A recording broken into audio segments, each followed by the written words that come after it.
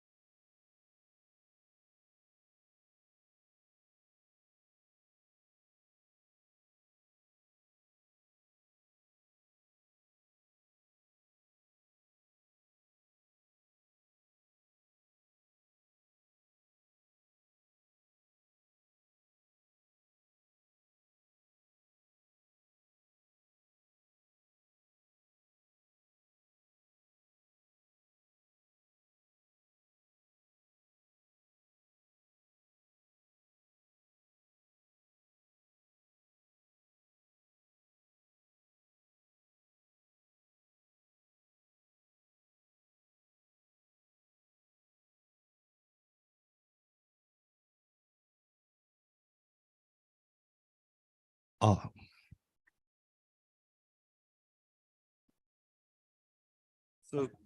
good afternoon, ladies and gentlemen, and distinguished guests and our audience. Thank you for participating the 11th Asia Privacy Bridge Forum today. I'm Hyunjung Henry Kim.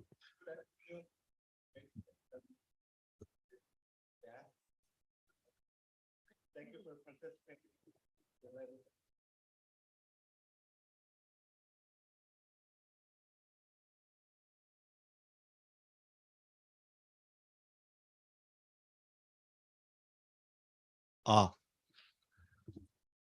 Say who? It works. So this is Henry Kim, research professor.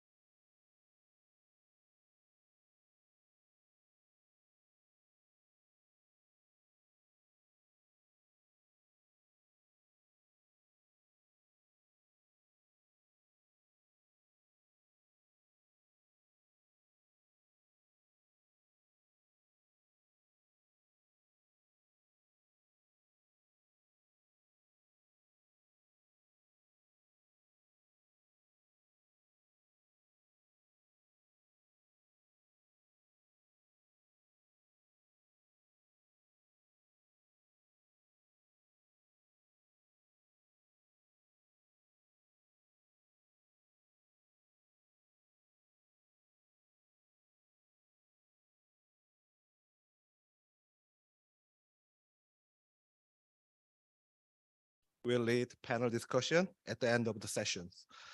Also, please note that a gift event is scheduled at the end of today. Do not forget to enter your name in the box on the front desk. And those who want to listen English to the Korean translation, please hold on channel 3. So let's get started this session 1. The topic of session 1 is new privacy governance in digital era, technology laws and institutions. Professor Kyungjin Choi from Gachon University will moderate panel discussion as a session chair. Dr. Choi, floor is yours now.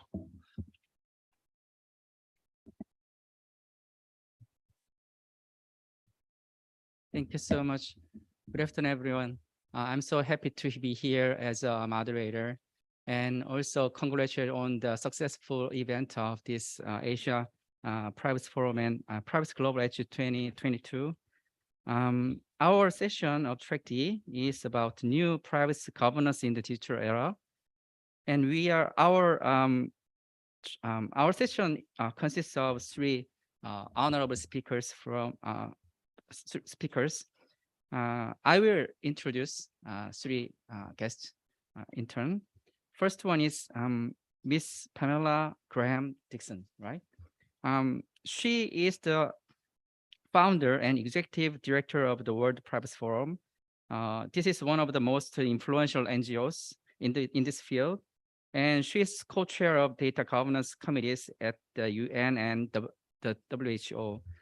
Please welcome the Miss Pamela Graham Dixon. And her topic is about the leading global developments in digitalizations, governance and privacy, implications and impacts for Asia.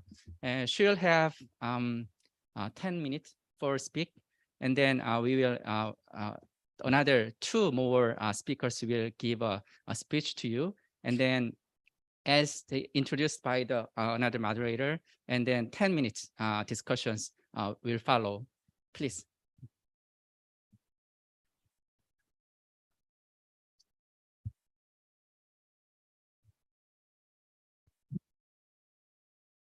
It is such a pleasure to be here. Thank you for your kind invitation to speak, and it's a real, it's a very great honor. So in the interest of time, I'm going to jump right in to the presentation. So I think as many of you can tell from the name of my organization, I work around the world in privacy, both at the UN, WHO, and also OECD. And what I would like to do today is share with you some of the things that I am seeing so that you can also think with me about what are the implications for Asia. So there are three big things I want to talk with you about. The first is what I call the diaspora, or the spread of data governance models, and where they have been adapted and adopted and what it means. And second thing I want to talk with you about is what I call ecosystems theory. And then the third thing is to pull it all together and to talk about what this means for impacts in Asia specifically. So let's begin with this spread or diaspora of data governance. So does this move? Can I make this move with me? All right. So this first table. Oh, thank you very much. Can you still hear? Oh, excellent. Okay, thank you. All right, so this first table, this is a table of countries with data privacy laws. This is updated to the end of 2021. So we are in the process now of updating for 2022. So forgive the lack of 2022 countries. But you see here, the very first law was passed in Hesse, Germany, a very short, very brief data protection law. And this is in 1970s. And then in 1974, this purple dot was actually the Fair Credit Reporting Act in the United States. It was one of the largest data protection laws passed at that time. This is a law that is still in the United States today.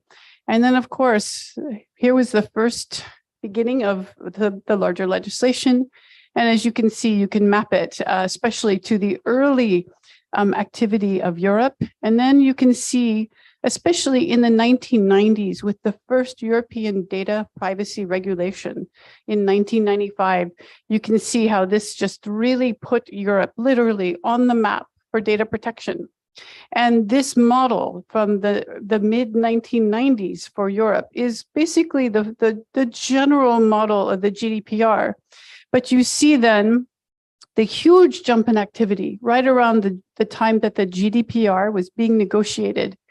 And then after this point, then we see something very special. So if you really look, there was a very, there's activity, there's some activity, but here, this is what we're really talking about here. You see this incredible spread of data protection legislation.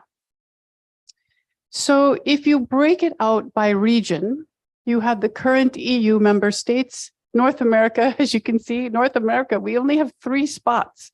I think that we could probably add a little bit to that now, because in the past year, we have had many regional data protection laws, and we have a proposal in Congress, the ADPPA, for a federal law. We'll see what happens there. But then you have Europe, very full, Australia, a little bit there. Then you have Africa. I think really what's notable here is Asia, Latin America, the Caribbean, and of course, Africa and the Middle East. Here you see from 1995 onward, the profusion, the expansion of data protection laws, and especially beginning in the GDPR era, you really see how these laws grew, but they have been deeply influenced by the European data protection model. So the interesting thing here is to ask yourself the question, does this model here that was developed in really beginning in the 1970s, but especially in the 1990s, before there was really even a worldwide internet, does this model match where we are today? That's a question. So we will be looking at that more. And it brings us to our second point, which is ecosystems theory. So in ecosystems theory, this is a piece of research that the World Privacy Forum has been working on very extensively now for about a decade. But it's not just about the data anymore. The early regulations were very focused on individual rights, the rights of one person and their data. But I propose to you, I view this as a conversation, but I propose to you that we are emerging into a different time. Let's talk about that. So my father was a physicist, and at the dinner table, he would very happily talk to me about the new discoveries in especially the 1970s. There are neutrinos and gluons and quarks and electrons, and all of these things were very exciting to him. But what bothered him the most was that there was not a unifying theory. But the thought in the 1970s in particular was that there was something that unified all of this, but no one knew what it was. These are individual particles. But later on, much later on, way back in the 80s, you began to see what is now called the Standard Model. In the Standard Model, it was discovered that all of these particles related to each other. They had a magnetic and electric properties that caused them to relate to each other. And the same is true with privacy. With privacy, we have data that is not just a piece of data. The data relates to other pieces of data. This is ecosystems theory. And here's the thing. If you look at data, so let's talk about identity. If you have an identity, your identity data can also be combined with other data. And to us, it's just one identity, maybe a health record, maybe a financial record at the bank. So to our minds, it's just 3 pieces of data. But in our new world that we have entered, which is highly digital, this changes. So let's start with some case studies. These are identity ecosystems. So on our website, you can find that we've really cataloged all the identity ecosystems of the world. The particular ones that you see right here are the presence of digital IDs. So if you look, the United States does not show up. We will have a digital ID in about a year, but we don't have one right now. But if you look at Asia, you will see that Asia is complete. Asia is filled with digital ID ecosystems. So is much of Africa. All of India has a digital ID. Most of Europe has it. Much of Latin America. So it changes the analysis of the identity ecosystems. And when you start to think of how the identity ecosystems relate to each other, it's not just one. So let's say you have a national ID. You can have a national ID, plus you can have an ID on a social media platform. You can also have a driver's license, which might be part of your national ID. Your vehicle, if you have a very, very advanced car, your vehicle may have its own ID system. If you want to have a purely digital ID, you can get one in Estonia, while all of these other IDs are also in existence. And then in many, many countries, you may also have a biometric identification. All of these identification tools exist at the same time. So your identity is not one piece of data, it's many, but it's all an identity ecosystem that is profoundly complex to try to untangle. The truth is that this data cannot be untangled. It is put together in a very sticky way. The second one is how identity data is being used. So in the US, and actually this is a multinational thing, it's called FINRA. How many of you have heard of FINRA before? It's a very interesting ecosystem to study. It is a real-time financial ecosystem that gets approximately 1 trillion bytes of data per day. It analyzes for financial fraud. And the thing is that this system used to be, in the 1930s, it used to be based on paper. But now it is AI managed. It is managed by artificial intelligence only. And the artificial intelligence is able to do it. It is beyond human management now. And this, by the way, is operating in real time. The thing is that the items in this ecosystem are based on identity, but also based on financial sector data. These two ecosystems are intertwined. I'll give you a third one, and this is from India. India is among the most profoundly digitalized countries in the entire world because of something called the Aadhaar backbone. It is a digital first provision of government and commercial services. It's an extraordinary system. So what they did is in 2010, they began creating a national digital ecosystem. It's an identification, but it's also the basis for the provision of services. And as a result, then in India, the cities and the towns and the states were able to create real-time data. This is just one example from a place called Andhra Pradesh in India. So in Andhra Pradesh, if you live in Andhra Pradesh, you can look up and within very great accuracy, you can get aggregate data and you can get that information instantly. Now, during the pandemic, this came in very handy because people were able to look at the hospitals near them and they were able to look at the beds that were open and the doctors that were available and the waiting times. This is very impressive. This is a real-time data ecosystem. So let us wrap up. How could the governance of privacy? We saw the laws from Europe that profused through the whole world. So we are really all working from those models now. But the real-time ecosystems and the real-time data and the AI that it's taking to manage that data, how on earth can we combine these two things? An older style of regulation with real-time data. Let's look. So I have a couple of ideas to think about with you.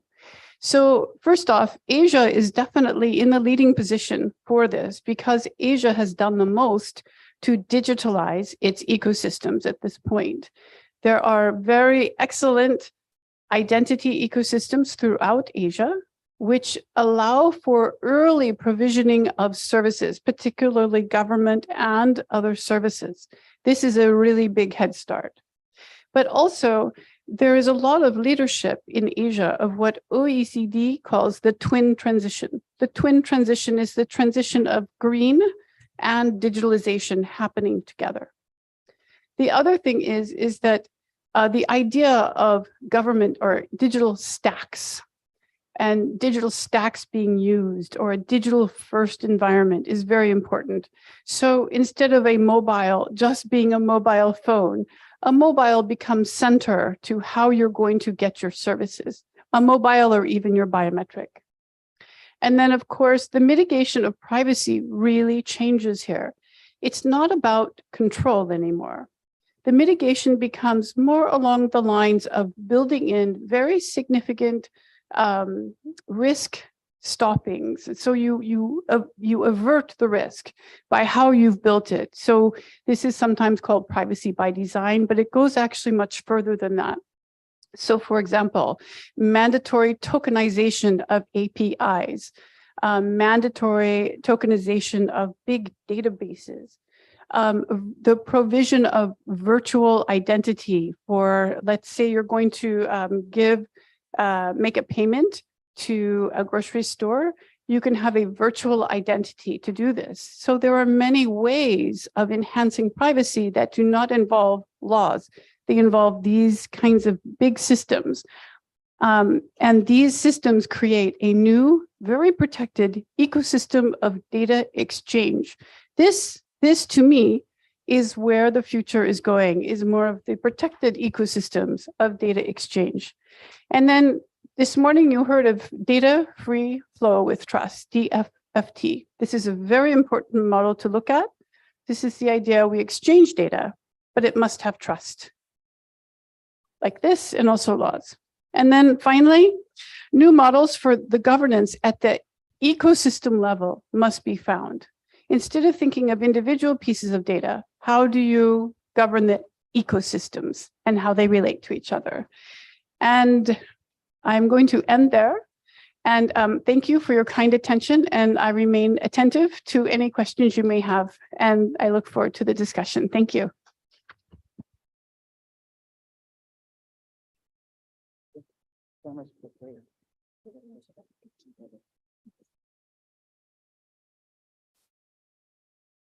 Thank you so much, and please give her a round of applause again.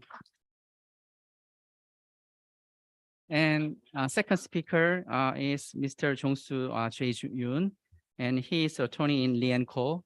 Also, he have published many scholarly articles, which is cited many times. And he will speak about the data platform based on my data and data trust as a governance system. And also, he will have also 10 minutes for speech. Please, 10 minutes. 10 minutes, yes.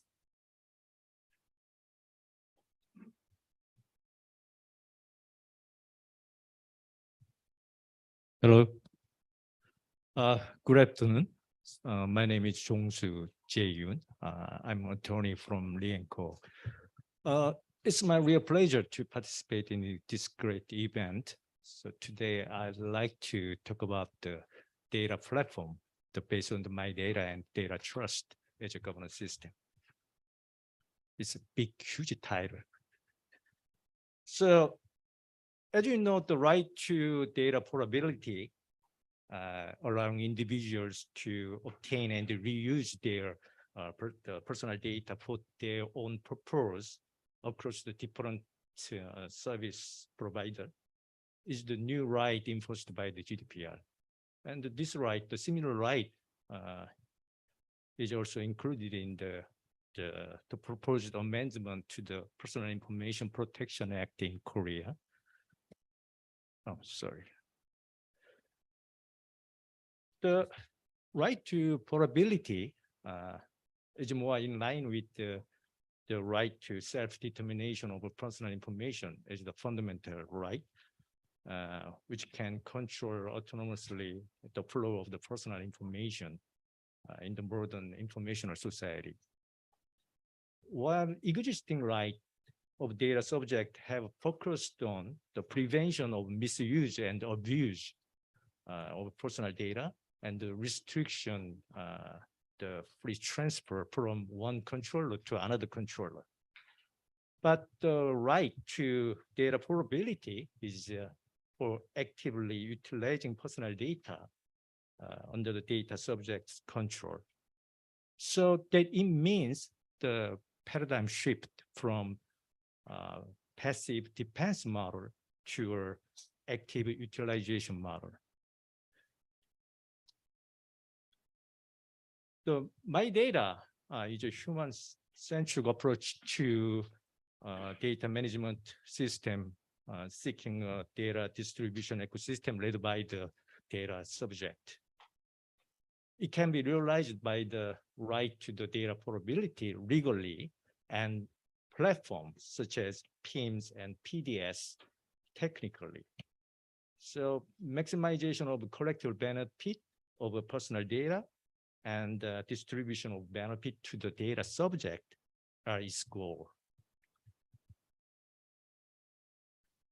But there are some issues related to the right to data portability, such as infringe upon the interest of the data controller. I mean the conflict between the interest of the data subjects and the interest of the data controller. And another one is cybersecurity. But I think the most important question is how to guarantee the realization of this right practically. One of the solutions of my data model using the blockchain platform. As you know that the blockchain is a distributed ledger, and that is shared among the nodes of a computer network of controlled by different individuals or corporation and created by encryption technology and consensus algorithm. The innovation with the blockchain that it guarantees the confidentiality, integrity, immutability, and traceability. So it can ensure the reliability and stability of the processing of data. And another key factor is a smart contract. The smart contract, which are the self-executing contract based on the formulation of a contractual relation in digital form, are stored on the blockchain and automate the execution of a peer-to-peer transaction under data subjects control. There has been some experimental cases of the MedRec and MHMD, My Health, My Data, the one with the EU Horizon 2020 Research and Innovation Action. MHMD is poised to be the first open biomedical information network centered on the connection between organization and the data subject. This diagram was prepared by reference to MHMD. When the data subject individually select the condition for providing personal data in advance, it is coded in the form of the smart contract and stored in the blockchain. And the medical centers can register this medical data set on the blockchain, feeding the metadata catalog of the MHMD system, and the medical data set registered with the consent option defined at the time of the data collection. So when a researcher and the industry finds a data set of interest by browsing the catalog, the access request is delivered to the system. If the request is compliant with the associated usage permission stored in the blockchain, the access is automatically granted by providing a link of chain data download. It can also enable distribution of profit through the coin micropayment system by smart contract, theoretically, but I think it's difficult to find a successful case, not yet. In spite of the effectiveness of this My Data model using the blockchain platform, there are some limitations. First, lack of information and competence of data subject. The responsibility for all decision and judgment made and the task of negotiating with the data controller falls on the data subject. In particular, the complexity and unpredictability in the of data handling in the AI era, so makes it difficult the data subject to exercise their right. And the second, the difficulty in post-control after consent. We need to guarantee the right of a data subject for active involvement in the entire process of personal information. The post-control is getting more important nowadays, but practically, post-consent involvement through the enhancement of transparency, auditability is not sufficient in practically. So data trust needs to be considered. Data trust is a steward that manages the data subject data on their behalf with the fiduciary duty. In a data trust model, the trust with the great experience and the resources negotiated with the processor and participate in the entire process of personal information and the post-control through monitoring and reporting instead of data subject. Recently, we can find some cases. EU introduced services of data cooperative under the Data Governance Act, and Information Bank of Japan became one of the cases. But there are some challenges that need to be addressed for a successful introduction of a data trust. First, need for change in the perception of the data subject.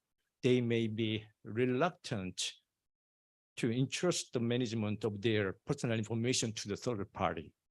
So effective plans to persuade them and verify the utility of the data trust need to be came up with. Direct and indirect sharing of profit for personal data use can be one of them. Second, trustee qualification and the certification system is important to secure reliability and the competency. Implementation of a certification system by business organization or public agency need to be considered. Lastly, trustees' business model and the securing data. I think it's the most difficult task. Trustees have to develop an effective business model for sustainability, and at the same time, conflict of interest must be prevented. This diagram illustrates the data trust layer is added to the previous My Data model using blockchain. Data subject can choose from two options at the point one. So if data trust option is chosen, trustee manage the data subject's data on their behalf in the entire process of personal information, including post-control through monitoring and reporting.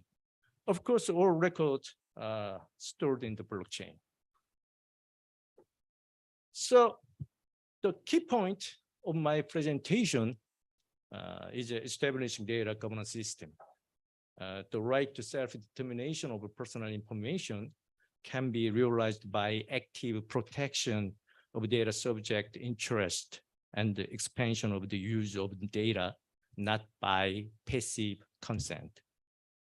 So the data subject can, and the process should be cooperative through the fair agreement to obtain a mutual benefit when utilizing personal information. So the key is how to build a governance system based on the ethical legitimacy and the mutual trust. I think that the My Data platform with the data trust can be a governance system as a fair agreement model. Okay, thank you for having me and enjoy the rest of the conference. Thank you.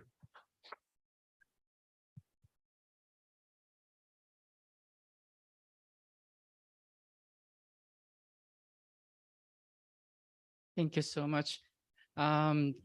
Actually, time is running out, but I wanna save our time, and then third speaker will give the topic of privacy governance in MNC, and this is presented by Mr. Jae-seok Yoon. He is a DPO in ASML. Please give him applause. Thank you. Thank you. So, 10 minutes. Thank you, Professor. My name is Jason Yoon, in Korean, Jae-seok Yoon. Let me introduce myself briefly. I work for the Korean Internet Security Agency, KISA in short, over 21 years. And suddenly joined the ASML last year as a privacy officer of ASML Korea. It is a big challenge for me, but I think it's a quite very good opportunities for me to look the other practical things in multinational companies. Okay, without further ado, I'd like to introduce the agenda here. Introduction to ASML, the privacy vision, mission, process, awareness and activities, and in conclusion. Okay, for those of you who does not aware of what ASML is or what ASML does, I would like to introduce my company briefly. You know, in our today's world, well, today the chips are everywhere in mobile phone, autonomous vehicle, and medical, supplies. You can see the every, the microchips or integrated circuit. You can see. So, as you see, the value and European are pushing the semiconductor industry to new record. We are witnessing the relentless innovation continues, as you see in the micro and the Moore's law.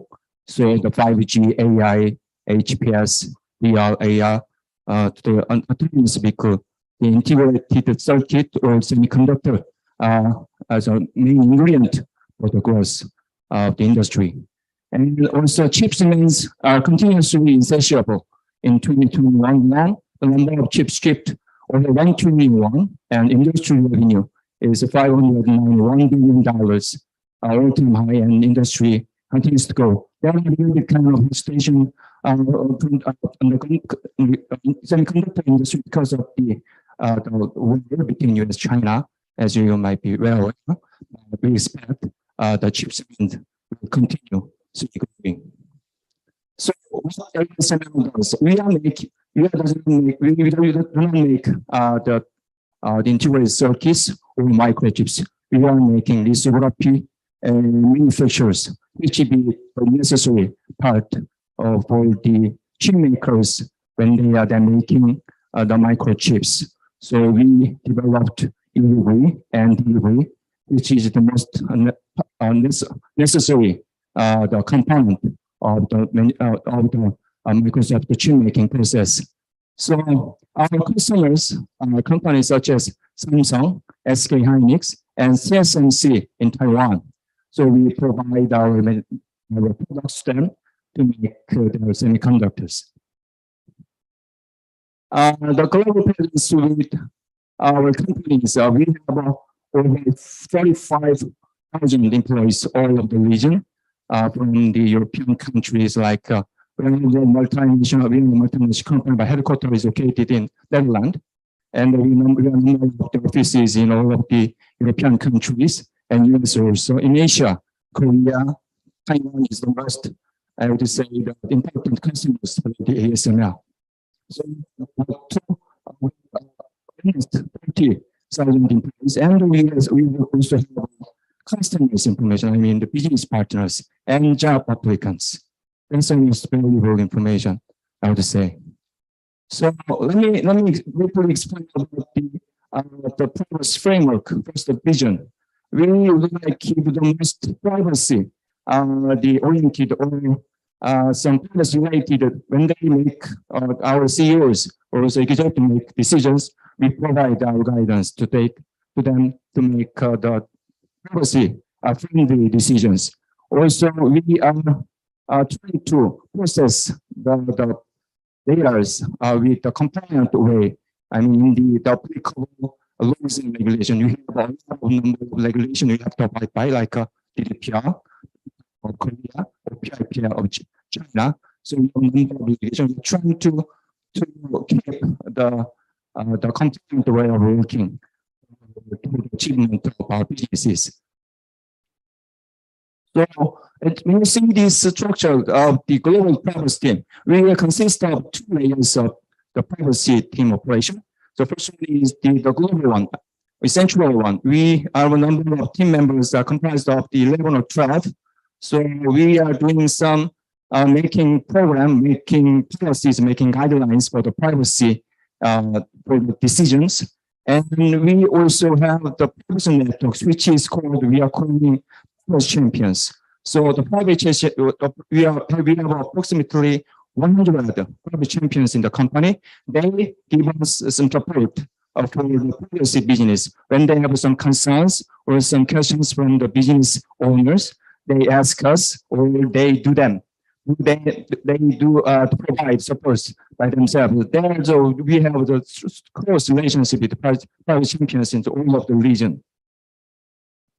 When you see the privacy process in our company, the process is based on GDPR, of course, and also number of application. But the principle is, we can say that the first one is workplace fairness and purpose limitation. All of the principles, which is a script, which is written in the OECD principle or AP guidelines, something like that principles. So we have the privacy principle. We keep this principle in our business all the time. We have a number of protective measures regarding the privacy. Personally, we have a system. If there is some breach, employees can report, we can deal with, we can report those incidents to the authorities or individuals. We have a privacy concern window, and we have privacy assessment process and privacy request. So let me explain briefly about privacy assessment. We have the typical system for the privacy assessment, which is a privacy quick scan. If somebody wants to proceed with the project which contains personal data, then they should go to privacy quick scan. Okay, if they describe all of the description of the business, and we can advise them. The risk of the privacy is low, is medium, or high. If the medium is low, then they can go as planned. But if the privacy risk is medium or high, we do another assessment, more deeper assessment, right? The MPI is the mini DPI, mini privacy impact assessment. But the DPI is the data protection impact assessment, which is the requirement by the GDPR. So we are doing those processes. If there is risk, we recommend business owners how can they mitigate those risks. That's how we assess privacy in our businesses. And we have a number of materials for the privacy elements like infographics, DPI, data breaches, data transfers, and other number of materials for us to educate, to train the people in our company. Also, we have a one-page privacy playbook so that each department can use those materials for their use. They can use this material whenever they have some kind of concern, some curiosities. So sum up, I would say the compliance with applicable law and regulation is very important for our company. We want to be transparent to the people, to customers. So the legal basis regarding the data protection is GDPR, but we have to comply with every local regulation, including PIPA of Korea, PIPL of China, or APPI of Japan. So that regulation also applies to our company. We periodically analyze the gap assessment of those legal and compliances, so we can find the similarities. If there are any differences, we have to make measures to gap the breaches. Okay, so with this kind of process, we can mitigate possible privacy risk, so that we can be very transparent people. And the thing is that we have to help the business owners in their language. Okay, so it's a kind of it can be the expert jargon. If you say our things, we should say their language. It's a very simple but very important subject. And trust by employees, partners, and job applicants, I would say, is the most one of the key ingredients, the key for our own growth. Okay. Thank you. That's all for my presentation. I will be here until the end of the session, so you may ask any question. Thank you. Thank you very much. Thank you so much. And first, I apologize for the failure of time management this session. But I hope to you, everyone, to get insight from three honorable guests. Unfortunately, I will have to end this session, and please interact each other and with specifically three honorable guests. And then thank you so much for everything, and thank you.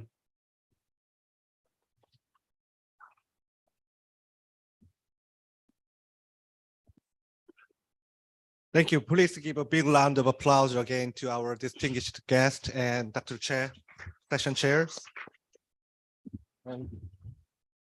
Thanks for attending this session 1. So now let's get started session 2. The topic of session 2 is vitalization of digital economy, cross-border privacy laws, and data mobility. Dr. Jin-Hui Kaur, an assistant professor from University of Southampton, Malaysia, will chair the session and moderate the panel discussion.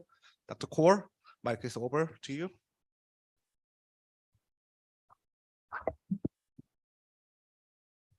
Thank you, Henry. So welcome to session 2, vitalization of digital economy, cross-border privacy rules, and data mobility. Without any further ado, I'll please welcome the first speaker, Mr. Greg Briscoe. He is the Minister Counselor for Commercial Affairs at the U.S. Embassy in Korea. Prior to so, Mr. Briscoe has served in Tel Aviv, Jerusalem, Paris, and Tokyo. Mr. Greg Briscoe, please start your presentation. Thank you for that introduction. and good afternoon. My name, as was noted, is Greg Briscoe. I am the Senior Commercial Officer at the U.S. Embassy here in Seoul. I want to thank the Barum ICT Research Center at Yonsei University for hosting this important forum, and the Personal Information Protection Commission of Korea and the Korea Internet and Security Agency for supporting this critical conversation. Today's business looks very different from when the merchant Marco Polo used the Silk Road for trade and commerce.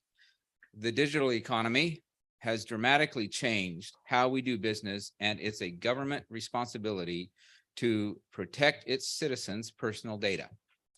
But it should do so in a fair and practical manner that does not stifle innovation and commerce, but rather promotes a healthy and connected digital ecosystem.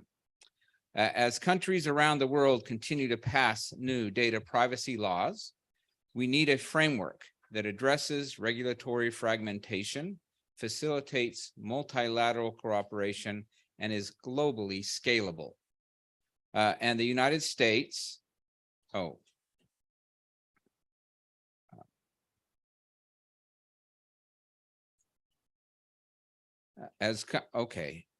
the US's data protection and privacy policy is built upon cooperation. And the United States has long been a participant in and a proponent of the multilateral data privacy certification established within the Asia-Pacific Economic Cooperation Forum, the Cross-Border Privacy Rules System, or CBPR system. Since 2020, the United States and fellow CBPR members have sought to globalize the CBPR system beyond APEC and to expand the benefits for governments, certified companies, and consumers.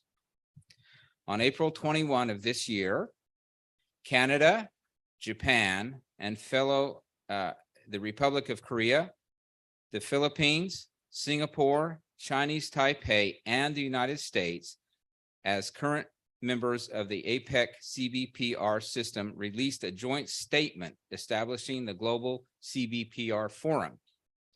U.S. Secretary of Commerce Gina Raimondo stated, "The establishment of the Global CBPR Forum reflects the beginning of a new era of multilateral cooperation in promoting trusted global data flows that are critically important to our modern economy."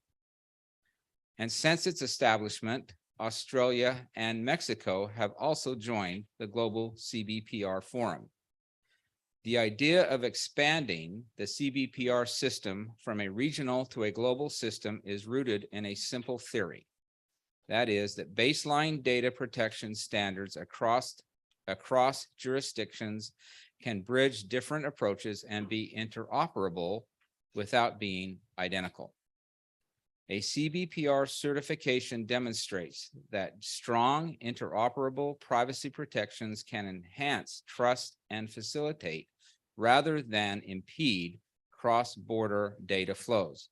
It is because of this experience that we are confident about the benefits of globalizing the CBPR system. Promotion and expansion of the CBPR system represents a key part of our strategy to establish interoperable frameworks to facilitate cross-border data flows and provide an efficient and scalable model for a multilateral approach to addressing regulatory fragmentation. More broadly, a global CBPR system will strengthen economic and trade relationships, particularly in the digital economy, as an important building block for digital trade, interoperability, and consumer trust. At its core, the CBPR system is built on a structure that benefits all stakeholders in the digital economy. One of the biggest challenges in the global landscape today is that many countries have implemented their own national privacy laws, which is leading to increased regulatory fragmentation because each approach is different based on the characteristics of the domestic jurisdiction where it is based. However, many of these laws have familiar elements based on international principles, first recognized in the OECD and subsequently built on by the APEC privacy framework and CBPR system. Jurisdictions that participate in the CBR system establish a common understanding of baseline protections that apply across all jurisdictions by mapping domestic frameworks to the CBPR program requirements. Regulators agree to cooperate on cross-border enforcement and ensure that CBPR certified organizations are subject to enforcement. The CBPR system also enhances accountability through independent compliance reviews and consumer redress mechanisms. And this is particularly important for SMEs. The CBPRs make compliance mechanisms scalable and durable. The system gives small and medium-sized businesses the chance to access cross-border markets while abiding by enforceable privacy standards. The CBPR system provides a framework for organizations to proactively demonstrate a commitment to uniform privacy standards, then to be held accountable. This system can be helpful as it identifies businesses that adhere to internationally recognized data privacy standards. Because the cross-border flow of data so often involves personal data, we must also recognize that privacy and data protection are essential in the trade conversation. Organizations need legal certainty, and they also need to build trust. Efforts to address this challenge of sufficiently protecting personal information have resulted in a growing trend towards stronger national data governance laws, and that leads to a fragmented regulatory landscape. Regulatory fragmentation creates uncertainty and raises compliance costs for businesses, slowing innovation and increasing regulatory burdens without meaningfully improving privacy protection for consumers. Members of the Global CBPR Forum recognize the benefits of cross-border data flows and recognize the threat to those data flows by increasing regulatory barriers and fragmentation. Given the increasing prevalence of restrictions on cross-border data flows around the world, it is important that we support approaches that show protecting privacy and facilitating data flows are not mutually exclusive. Global CBPR forums. The Global CBPR Forum was established based on the understanding that data flows must be underpinned by trust, that data is protected wherever it goes, and that multilateral cooperation is a critical element to establishing trust on a global scale. I think that we all recognize that data flows are essential to our economies. We all agree that connectivity helps drive innovation, and we all value privacy and data protection. Bridging the gaps between our data protection systems requires that we build upon these commonalities together. We are excited to be engaging with our jurisdictions around the world interested in participating in Global CBPR Forum. Following the establishment of the Global CBPR Forum, we hosted a workshop to discuss the expansion of the system. In addition to representatives from current APEC CBPR members, we saw active participation by representatives from 13 other jurisdictions from Latin America, the Middle East, the Asia Pacific, and Europe. The Global CBPR Forum exemplifies how jurisdictions can come together to protect privacy while fostering economic openness and integration. The key to achieving the interoperability is working together to find commonalities while allowing that there will be differences. A multilateral global solution is our greatest need right now and our biggest hope for the future. We are proud to have taken a critical step forward to address this challenge with the establishment of this Global CBPR Forum, and we look forward to working with our fellow forum members as well as interested jurisdictions to promote interoperability among data privacy regimes globally. Thank you again for inviting me, and I hope you have a fruitful forum.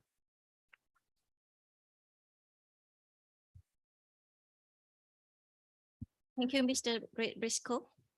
Next, please welcome Dr. Sang-Mi Chai. She is the professor from Ewha Women University in Korea. Her presentation is blockchain-based DID self-sovereign identity.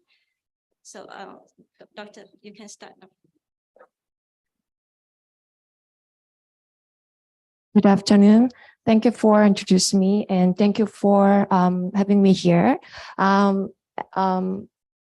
My name is Sang-Mi. I forgot to put my name on this slide, and I'm from Ewha Women's University, one of prestigious school in this country, Korea. Actually, I studied more than 20 years about privacy, online privacy, and plus DSA because I'm majoring in information system. So information system plus emerging information technology. So while I'm doing research about online privacy, I focus on the capability of blockchain technology to tackle out various kind of problem happen online due to privacy thing. So today, I'd like to briefly explain about the decentralized identification, which is very different concept with ID system we are using these days today. So based on self-sovereign identity framework, I'd like to discuss about the function of blockchain technology, because blockchain is very famous for what Bitcoin and Ethereum, like a digital asset perspective. But in here, the data protection area, it can have a certain role to solve that problem. All right.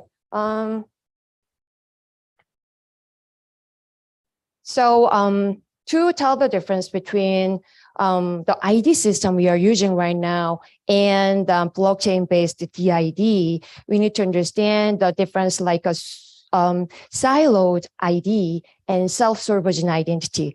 Basically, we are in about here. So as I see lots of foreigners here, so to get into Korea, maybe you need to bring your passport. And I hear I have passport and I have ID card, I have driving license, I have a lot of ID things to present that I am who I am here in Korea too. So that's because we are using in siloed identities here. So each of to present and identify who I am, I have to receive that verify the information from organization in the middle, such as Foreign Affairs, Ministry of Foreign Affairs. They validate my passport, right? And Ministry administration, they validate my social security card like this. The problem of this is we need to have very, very trusted organization in the middle to receive the identification information. But the identification information is what belongs to me. It's mine, right? But to present who I am, I need to receive that one. And it's very, very complicated process, right? And here, because we are doing a lot of activity online, right? So that's why using this kind of system gives a lot of difficulty. So to use Google, I don't have to show my ID, but I create my own account. And because there are so many different online services, that's why I need to create different ID and password. The problem is I usually forget my ID and password. So that's why I have to use a Google or Facebook to access other services, right? So we are in federated identification right now. And I think that if I using a lot of Google ID things, maybe in 10, 20, in the future, I don't have to bring my password, but I have to bring my Google account thing because Google knows everything about me. So that's why Korea maybe can lose its control about their citizen in their country. However, the main difference between these two and this DID is because my ID is mine and my personal information is mine. So I have control over my data, all right? Which means all my data, my photo, my name, birth of date, gotta be stored on my smartphone maybe, and it's very secure place. And then I can give my information to anybody I want to. All right. And then if I want to pull it back, I can do that. That means control. So I can control my data about me. And then I don't need any trusted organization in the middle. So good thing is, because if we save our personal information in one organization like this, here, you see, in this organization, if server database hacked by hacker, what's the problem? We can lose everything. Huge problem. However, if I store my data on my smartphone, somebody hack it, then only small piece of data can be hacked. So safer. And then good thing is I have my control on my data. So these days, maybe you heard about that data is kind of oil, the value of oil. So according to the economist, the value of data these days is surpassed that of oil already 2017, I think. So data is so important and value is huge. So that's why many firms and business organizations want to collect your data from you. But if you provide your data, you don't receive any monetary reward, but you just use a service. That's all. But as time goes by, the value of your data got to increase a lot. So maybe there will be some days you can make money based on your data.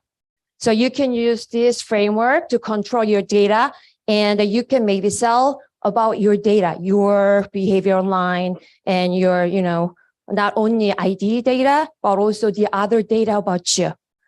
So because there is a time limit, I'm not going to explain everything, but here, self-sovereign identity.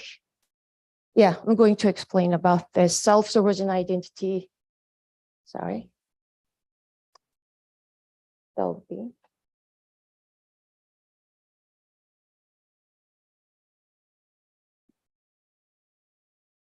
I'm sorry, maybe. I didn't put that, this one. Yes, self-sovereign identity is, I have my data on my area, my device, and then the blockchain technology can protect your data, and then you can control your data based on technology. That's the differences. So if I go quickly to conclusion, because I think I don't have enough time. So here in the back side, there is a blockchain technology. We call it a distributed ledger. And all of your data will be secured based on very strong encryption technology and method. And then you have your key on your hands. And here, whenever you want to get some verification from you graduated Yonsei, I graduated Ewha, that kind of certification. At the very first time, you got the verification and store the data on your smartphone, and then you keep it all the time. And because blockchain data can protect from any tampering and forging that information, so all of your stored data can be trusted. So that's why we say that technology itself can contribute to increasing the level of trust on our society.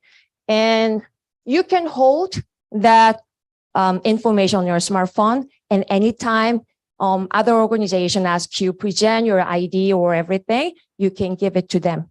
All right. So you don't have to ask the same verification or data again and again and again, like today's.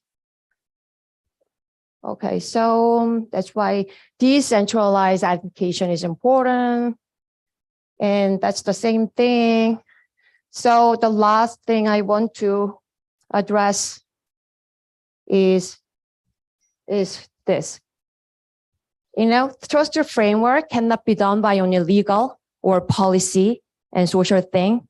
In the back, there gotta be technical things as well. So using all of this combination, we can have a community, right? And then community people need to agree about all those systems. So we call this a trusted framework. And I found that blockchain has a strong capability to provide and contribute on this trust framework. All right, thank you for having me.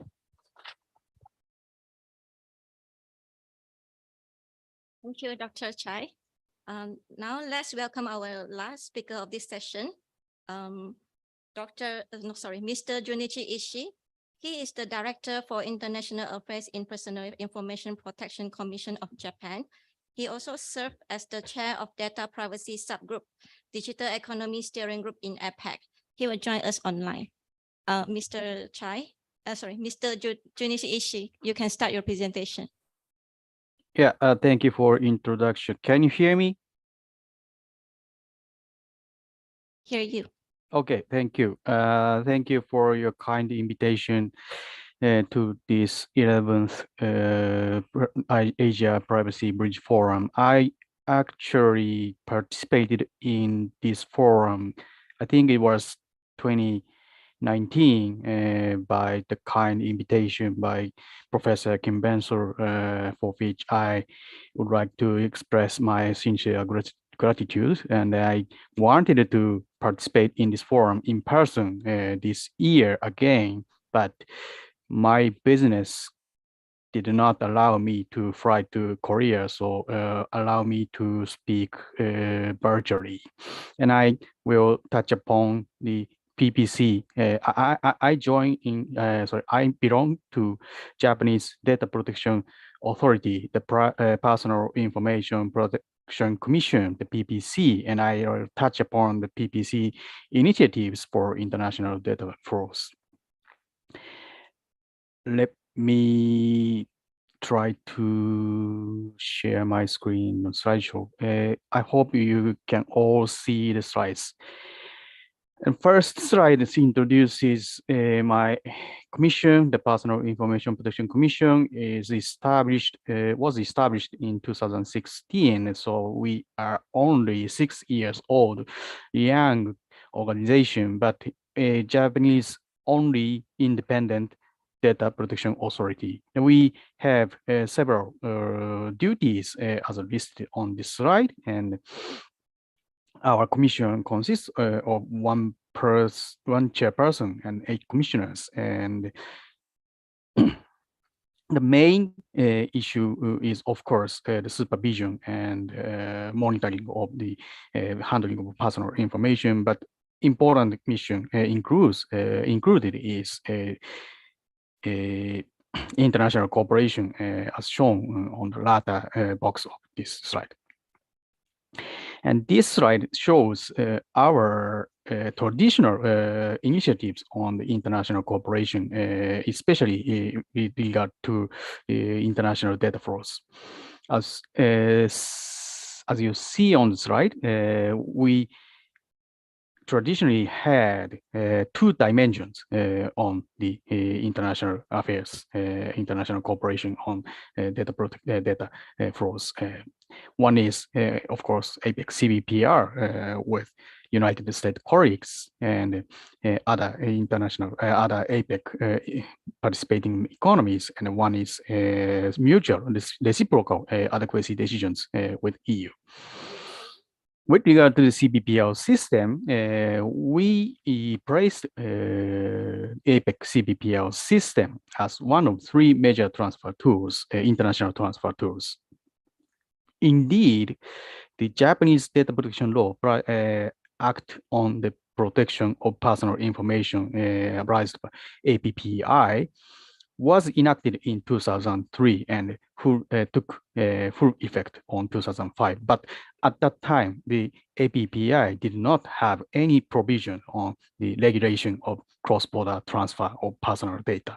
The cross-border transfer, so the regulation on cross-border transfer of personal data have been introduced in 2015's amendment to the APPI, which took effect fully in 2017. at the time, the APPI introduced three major transfer tools as listed on slide, and we at the Personal Information Protection Commission praised the ABIC CBPL system as one of such three major transfer tools as listed on the center of the latter three major transfer tools, ensuring relevant level of protection of personal data by recipient through safeguards such as contract. So we have seen APEX CBPL system as an appropriate safeguards. And thus, as shown on this slide, the Japanese company, Japanese corporation A can transfer the personal data to abroad corporation company X, which has CBPL certification. And Japanese companies certified under the CBPL system can also transfer the personal data to foreign countries that does not limited it is not limited to APEC economies only if the company Y processes personal data on behalf of company B. This is because of the CBPL, APEC CBPL systems program requirements that requires the providing, exporting companies to maintain the safeguards implemented by the importer companies. And it turn to the EU direction, we have a similar legal frameworks on the cross-border transfer of personal data regulations as shown on the slides. And we also we have transfer tool, we have a system of designation of country or region as one of transfer tools equivalent to the adequacy decision that of the GDPR. And thanks to this similarity of legal framework, we successfully obtained the adequacy decision by the European Commission in 2019. At the same time, we designated EU as equivalent country of Japanese data protection regime. But such adequacy decision and reciprocal adequacy decisions brought a headache on the international transfer scheme as shown on this slide. We had to articulate the supplementary rules to keep equivalence to the essentially equivalence to the GDPR, the protection level of GDPR, and such supplementary rules did not allow the personal data to flow internationally based on the APEC CBPL system as highlighted on this slide. And that's because the new initiatives here in the PPC aims to break such a hurdle of the international data transfer environments. And as shown on this slide, I think the key will be the global cross-border privacy rules system as introduced by, sorry, I lost the name of speaker. Yeah, Greg Sang earlier on this session. And then in fact, I plan to insist the APEC global CBPR forum, but Greg San kindly introduced this initiative, so I will touch upon lightly. But I think the current APEC CBPR systems program requirements does not make it possible to data to flow from EU without any further restrictions. That will be the key for the global CBPR forum and the global CBPR system to be established, to be operationalized, to thrive for and to improve for the truly global framework, whether or not we could prepare for appropriate and improved program requirements for such globally flowing personal data. So we are now trying to discuss such possibility and possible improvements of the global CBPR systems program requirements. This concludes my slides. Thank you for your attention.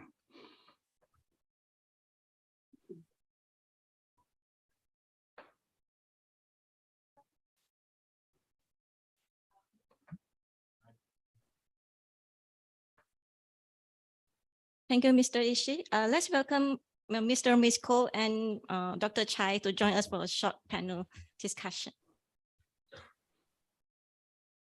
Yeah, Mr. Briscoe and Dr. Chai, please come in front. Yeah.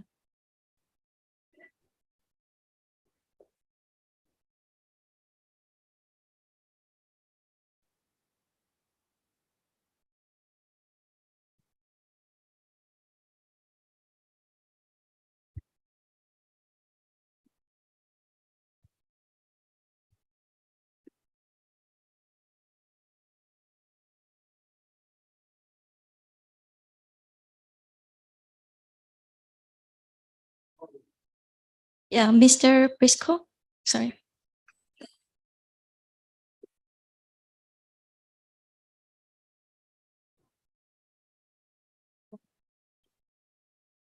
Yeah, so with us is Dr. Chai and Mr. Ishii.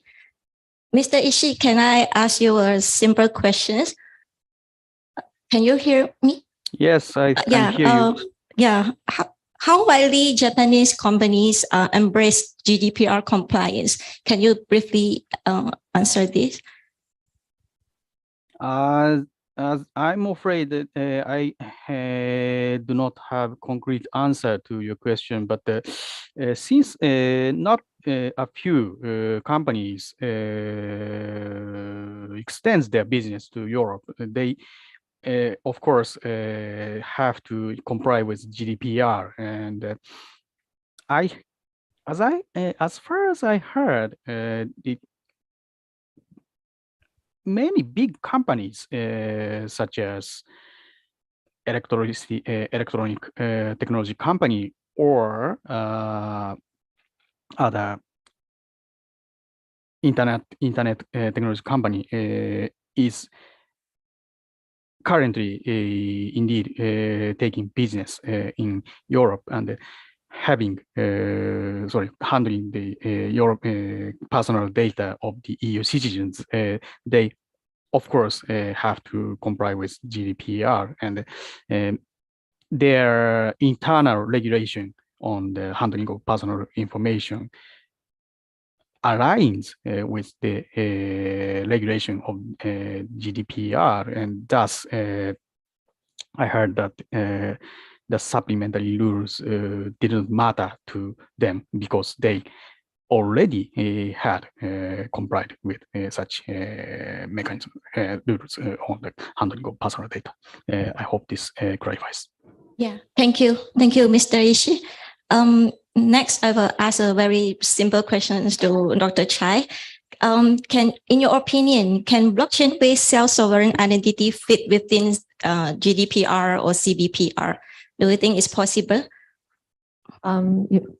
Your question is the blockchain technology can The blockchain-based self-sovereign identity can ID. fit within the privacy rules?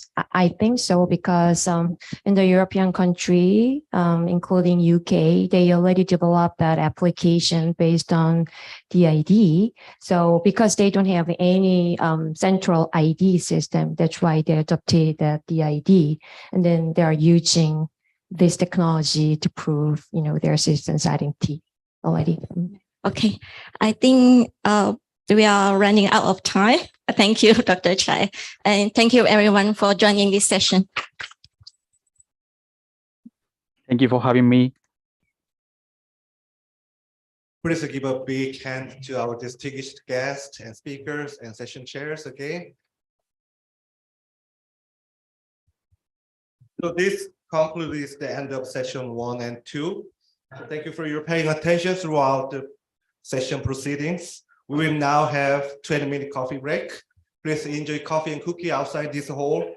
And next session will start 3 p.m. So before you leave the coffee break, please note that a gift event is scheduled at the end of today. Do not forget to enter your name in the box in the front desk. As for the prize, we have Apple EarPod and Samsung Galaxy Watch and other valuable items. So please note that you will be here. You should be here during the lottery to claim your prize at all. Prize will be disbursed today. Also, please be informed that coffee coupons are gifted to those who make early registration and participate in event survey. Please check the detailed information in the front desk. Thank you.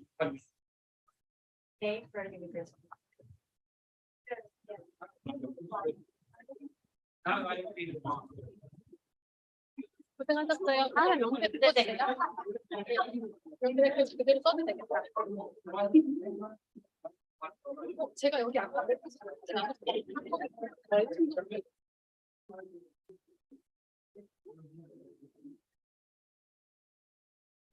이거 아니에요? 아, 맞아요.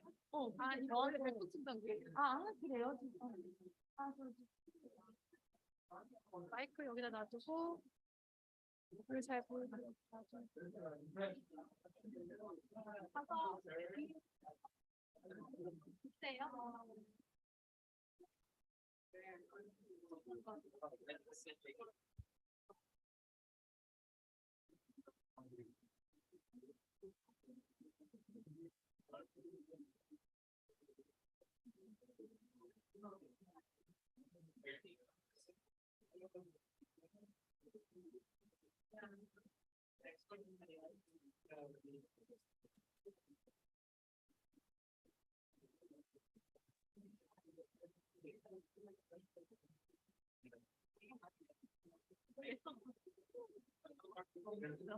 진짜요?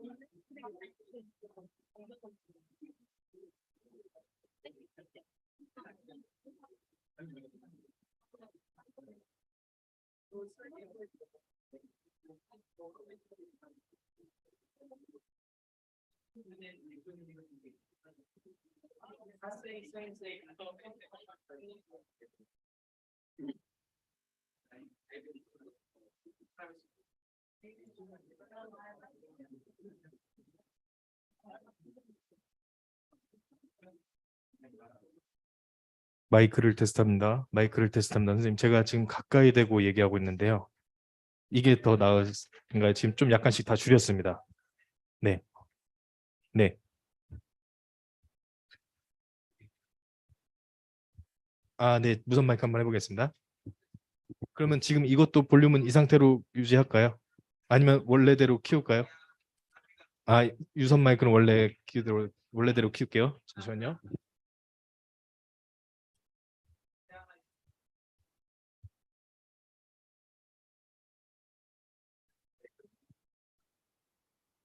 하나, 둘, 셋. 무선 마이크입니다. 하나, 둘. 이게 좀 갈라지나요? 지금 잠시만요. 하나, 둘. 하나, 둘, 셋. 하나, 둘. 하나, 둘.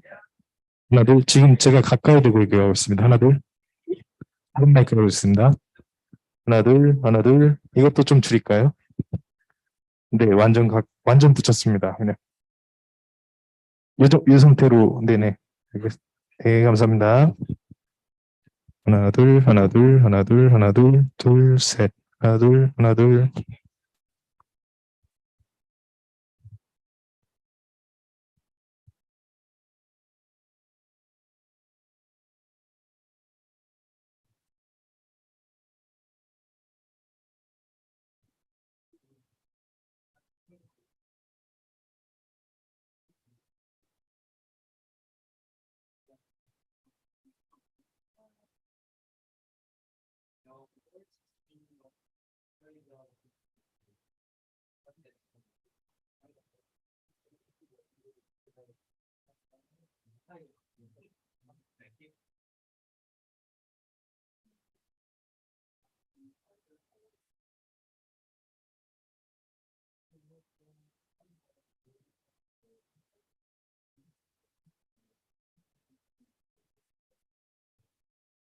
가방을 두고 가지고 주문하면 되겠죠? 되겠죠? 아, 네네, 고맙습니다.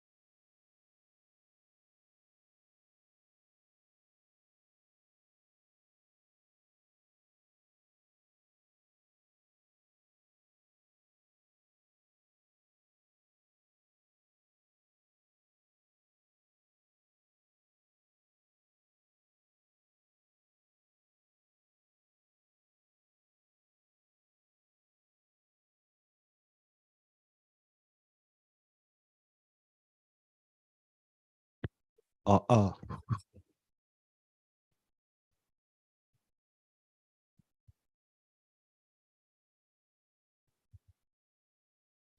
looks like everyone here. So let's get started. Session 3. The topic of session 3 is titled Data Utility and Digital Transformation.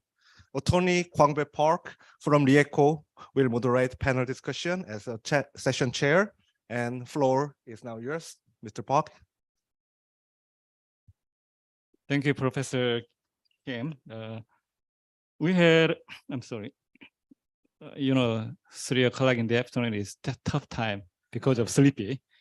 I want you, everybody, to don't sleep and keep watching our 3 speakers' presentation. The first speaker is Mr. Francis Chang. Mr. Chang is Deputy Director leading the policy team at the PDPC of Singapore. He is also a member of the Singapore Legal Service. So please welcome to Mr. Francis Chang.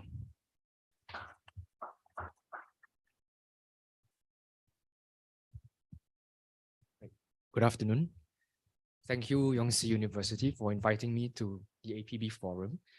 A confession to make, in an attempt to make my presentation title more interesting, I've used the word global, but I'm not going to go through the whole world. So the countries that I'm going through are not representative of the whole world. So bear with me if I have not talked about certain regions or countries in the world. 2021 and 2022 have seen quite several developments in the area of children's online privacy. So I'll be going through some Asia Pacific countries, as well as EU, UK, and US. But before that, let me start with OECD. In 2021, OECD issued a recommendation on children in a digital environment. And the rationale, the purpose of the recommendation is really to find a balance between protecting children from risk and promoting and maximizing the opportunities and benefits of the digital environment where children can benefit from. And there are 4 areas of this recommendation. There's an area on principles for ensuring safe and beneficial digital environment for children. Then they have recommendations to governments regarding their overarching policy framework. So the first area is for both public agencies as well as private sector. Second area meant for government agencies. And they talk about promoting international cooperation. And finally, there's a set of guidelines for digital service providers, which I will talk about a bit more. So in this set of guidelines to digital service providers, they talk about child safety by design. For example, regularly taking steps necessary to prevent children from accessing services and content that should not be accessible to them, and that could be detrimental to their health or well-being or undermine any of their rights.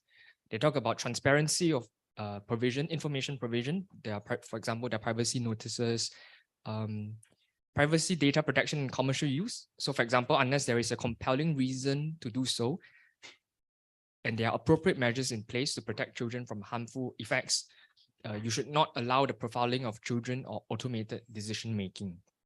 And also there's a section on governance and accountability. Okay, moving on to the Asia Pacific countries. Let me start with Australia. In the past 2 years, they have been trying to amend their Privacy Act.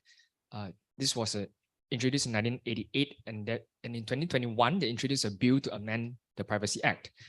There are several different sections on the amendment bill, but I will focus on the section pertaining to children and vulnerable groups. So on the right, you can see a summary of what they are going to do. They are going to introduce online privacy codes that will require organizations, online providers, to set out rules around how they will collect, use, and disclose users' data. And these rules are to protect young people between the ages of 13 and 16. Okay, so under 13, I think they shouldn't even be allowing children to consent and sign up for accounts, but there is this age group 13 to 16 that the online codes will apply to. And what are the rules? For example, age verification, they need to take all reasonable steps to verify the age of young users using their services. Consent, they need to get the consent of the parent or guardian for any child under the age of 16 before they are able to collect their data. So 16 is actually, if you're familiar with children's online privacy laws, 16 is actually quite high. Okay, so if this come about, then Australia would have a higher than average age of consent, and also on the use of data. Okay, China. Now, when you talk about personal data in China, you have to look at three main laws: the cybersecurity law, or CSL, the data security law, or DSL, and then more recently, there is the personal information protection law, PIPL, commenced last year, 1st November. So this is a very comprehensive summary of the PIPL, and you may find it similar to the GDPR regime actually. So you have basis for transfer, for legal basis for the use, collection, disclosure of data, and then you have a sensitive personal information, which is kind of like special categories of personal data in the GDPR. But the difference is for PIPL, minors data. So personal information about children under 14 years old is considered sensitive personal information. Okay, this is not so in the GDPR. So what it means is that you have to conduct impact assessment because of the fact that children's data are sensitive. You have to conduct impact assessment when you use or process children's data, and you also have to get parental consent if you use any data, collect any data about children under the age of 14. Indonesia just passed their personal data protection bill last month. It will be going to the president for assent. And one area of uncertainty is what regulator is going to be administering this PDP Act. Okay, so that still remains to be seen, whether it's a separate independent commission or authority, or is it a department under the ministry in charge of communications and information. So under the bill, there is a concept of specific personal data, kind of like sensitive data. Child data, which is not really defined in the bill, is part of this specific personal data. So you have to conduct impact assessment. You must appoint data protection officer if your core activities consist of processing children's data, and you must get parental consent. Now the age of consent is not defined in the PDP Act. So that is also another area of uncertainty. Actually, a lot of the details in the PDP bill are not set out in the bill itself. And it remains to be seen what kind of regulations or subsidiary legislation will be passed to talk about these details. Okay, in Singapore, let me just touch on Singapore. We recently had a public consultation introducing two codes. So one of them is the Code of Practice for Online Safety that requires social media services to impose stricter community standards for young users. So, for example, tools that allow young users or parents to manage and mitigate the exposure to harmful content. Okay, South Korea also announced something in July this year. So the PIPC said that there will be new measures in a plan, a children's online privacy protection plan, to be ready for an upcoming Children and Youth Personal Information Protection Act, maybe about 2 years later. And that will raise the age of protection from 14 to under 19. So basically until age of 18. And interestingly, there will be a right to be forgotten for the first time under South Korean privacy laws. Okay, let me just touch on EU, US, and EU, UK, and US. So in the EU, there are 4 big acts recently: the Digital Markets Act, the Data Governance Act, and the Data Act, as well as the Digital Services Act, which I'll touch on because in the DSA, Digital Services Act, there is a part on protection of minors' personal data. So what it requires is for online platforms accessible to minors to put in place appropriate and proportionate measures to ensure high level of privacy.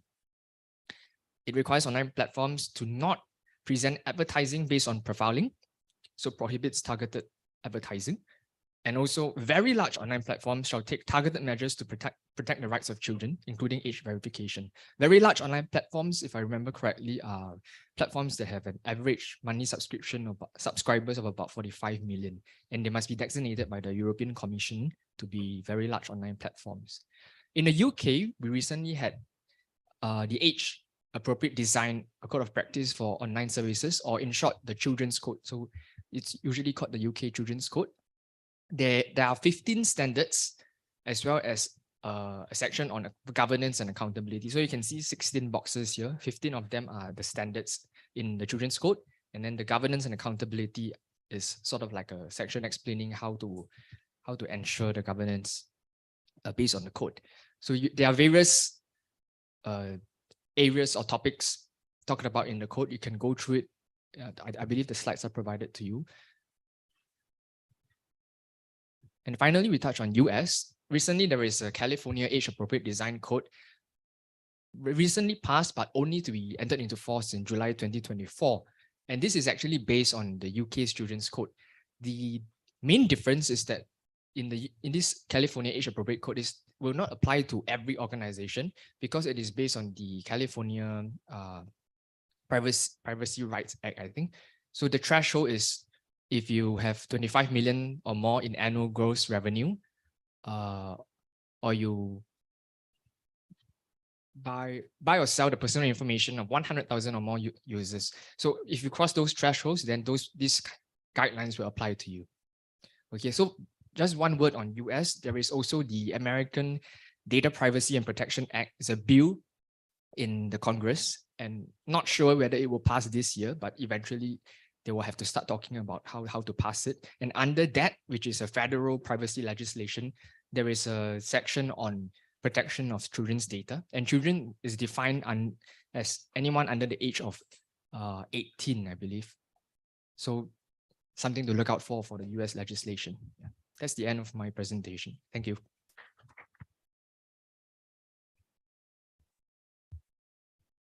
Thank you, Francis. The next speaker is Dr. Cyril Kumarakola Singh. Sorry for poor pronunciation about this.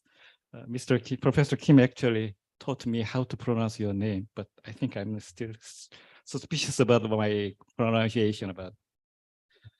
But anyway, Dr. Cyril Kumarakola Singh, she is the director of the Enforcement in Personality Data Protection Department of Malaysia.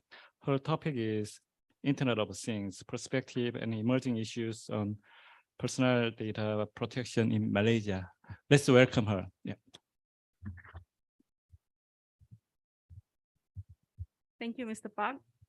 Thank you, everybody, and thank you to the organizer for inviting me to speak at this prestigious conference. So as mentioned by Mr. Park, I am the Director of Enforcement at our Personal Data Protection Department, Malaysia. So some of the scope of the things that is in my purview is inspection and also monitoring of compliance towards organizations that are bounded to register with our department and also bounded by law to safeguard personal data, those doing commercial transactions. Okay. So today I'm going to speak about prospective and emerging issues on personal data protection in Malaysia. So let's talk about what is IoT. So I'm sure many of you already know, so just a refresher. IoT is internet connected objects that generate data without human input using sensors and other electronics. And some of it can be, as we can see, spans across a multitude of sectors, including agriculture, transportation, telemedicine, security, etc. And this is actually today I'm going to present findings from a paper that I had published before this. And so the problem statement is looking at there is an increased usage and penetration of consumer IoT devices in Malaysia, which could result in increased threats towards personal data. So if we see the statistics that there are multitude of IoT devices, and if in Malaysia right now, the scenario is that almost everybody has a handphone, has a smartphone. Some even have multiple sets. A lot of people have smartwatches. There's many IoT devices that are being used. So how we are looking at it is how to create a more holistic and IoT and personal data environment. And next. Okay, so what are the issues? So the issues are on consumer IoT and personal data protection in Malaysia. What is the issues? How will government perform? How can the privacy by design concept be adapted? and what are the institutional changes that are required for this adaptation. These are my research objectives. I will just buzz through so that we can save some time. So the scope of the research was to see what is the personal data security of consumer IoT, specifically on consumer IoT, fairness principles, and looking at the case study of Malaysia. So what is consumer IoT? Here I give some examples. So if we can see an example of the smart TV. So the smart TV, if you realize, is an IoT also enabled device, and it has the ability to monitor your patterns, meaning to say what kind of programs you watch, when you watch, what is your timing you watch, what kind of ads that maybe you will change the channel. So those are some of the features that can be in violation of our personal privacy. So if we can see, there have been cases in developed countries to do with smart TV. So in this research, I use a methodology of mixed methods. So I use a questionnaire and expert interviews as well as documentary evidence. And this is, I've put the link there for my paper. So if anybody wants to read further, can read. So this is how the scenario of the ecosystem is in Malaysia. So let's see. Okay, so looking at the concept would be for collaborative governance, partnership of regulators, industry, consumers, NGOs, and civil society. And this is the survey that was conducted. So there was around 255 respondents, purposive sampling. And this is actually to get a rough idea of how the IoT scenario is in Malaysia, because there was very little existing literature in the subject. So this is some of the results. So when we asked the respondents, have you heard of the Personal Data Protection Act? 78% said yes. And if you see the IoT ownership is also pretty high. So if 255, 251 said they have a smartphone, and some have other devices as well. So when we ask their feelings towards the regards of their personal data safety, a lot of them said they had negative, means they were worried, they were feeling insecure, because a lot of them had been had incidences of where they have been spam called and things like that. There were those who were not bothered because they felt that it was okay to accept that increasingly connected world, you'll have more risks like this. And there are those who were positive. That means they put the trust in the regulators and the governments to safeguard them. Okay, so if we ask them, if you had a price increase, would you be willing to buy?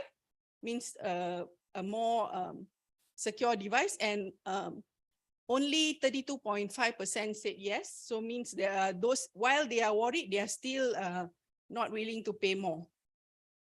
Okay, so then to further this, I had expert interviews, which look at the regulators, industry, as well as consumers. So this is the scope of the interviews. And the expert interview insights was this: there needs to be a higher authority body to coordinate efforts among stakeholders. Need to be sharing of information and cooperation between various stakeholders. There needs to be talent management and alternative measures in order to keep up with technological advancements. And security needs to be prioritized, especially when it comes to budget and resource allocation.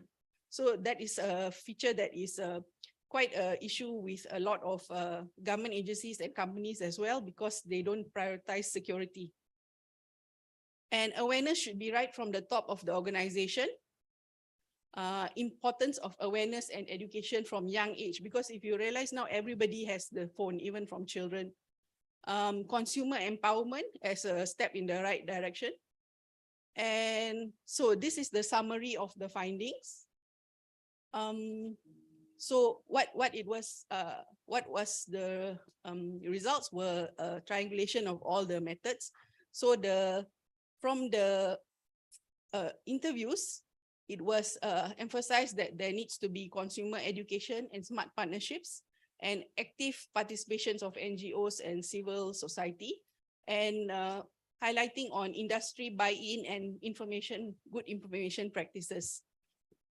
So overall, the suggested regulatory framework needs to have target intervention, standard setting and compliance, as well as accountability of regulators and responsibilities of business. So the discussion, the proposed structure on governance of evolving data-related technology in Malaysia, because we do see that there will be increased advancements in technology. And the thing that is a big hindrance to the regulators is that we do not move as fast as the industry and also the environment. So that's where we need to have more engagement with the industry as well as academia to know what is at the forefront and what we need to prepare for. Because if, to go back to the smart TV example, in Malaysia, they do sell it as any consumer products. Means you can go to the supermarket or you can go to the shopping center and buy a smart TV, a smart device, and nobody advises you that it is an IoT device and you have to put safeguards or what are the risks that comes with it. There is no awareness there. Those are some of the issues that we face. And right now, the Department of Personal Data Protection is situated under the Ministry of Communications and Multimedia. So it is not a very high-profile ministry in terms of our ability to influence other agencies and other industry as well. So that's where it needs to become from a central agency, which is the National Cyber Security Agency. So, and also possibly to have an advisory on the Cabinet Committee for governance of evolving data-related technology, which is not limited to IoT, but also any other upcoming technologies as well. So, yeah, so I have linked my paper below if anybody wants to have more on it. And this is how a collective responsibility model of IoT governance would looks like based on the principles. These principles are from GDPR, adapted from that. Our legislation is also has a history with taking from GDPR. Okay, and this is my conclusion. So there needs to be a more comprehensive and holistic policy framework, and consumer movement is very important as well. Okay, so this is my publication, and that's all from me. Thank you.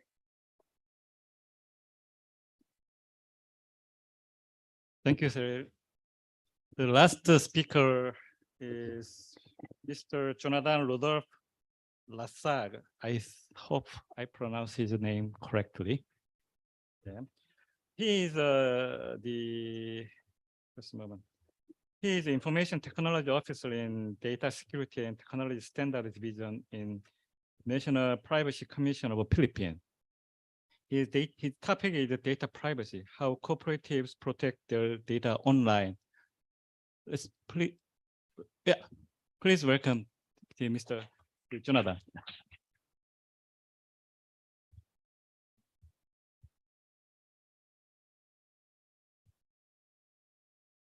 Thank you, Mr. Park. Good afternoon, everyone. So I'd like to echo the plea of Mr. Park a while ago. Please bear with us and join us in this short journey and don't sleep. Okay, so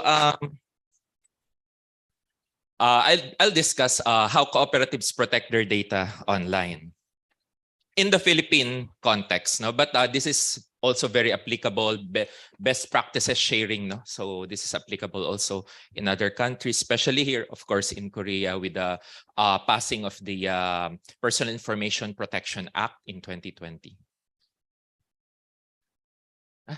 Wait, I think it's jumping. All right, so let's go through first different news related to breaches, no, in the cooperative sector. So let's start with the global, no, so other continents. So Canadian cooperative, the Hardin Group, no, the impact is 4.2 million members, no, the breach that occurred, no? So you can see in the numbers, vast amounts of data. And here, this is in the United States, no? Common Ground Healthcare Cooperative, no? So 133.2 million members, no? So their data were breached, no?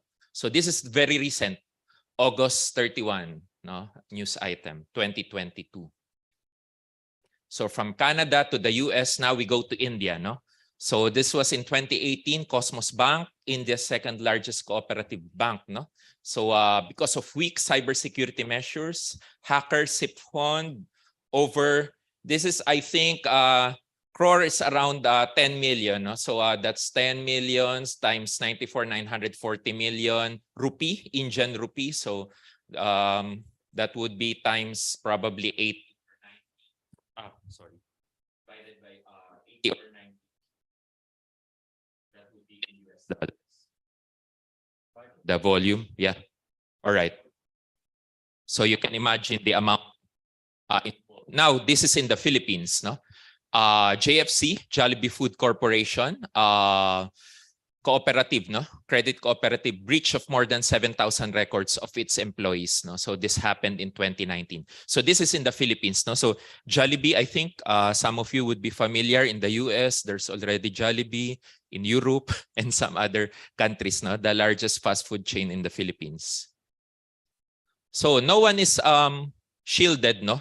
From data breach security incidents. So I'd just like to make a briefer here of the current security landscape. So you have information security is concerned with information, no? So you have digital information and analog information. Cybersecurity is concerned with anything, no, that goes through ICT, information and communications technology, no? And of course, data privacy is involved, concerned with personal information. So as you can see, personal information is a subset of the total information set, no?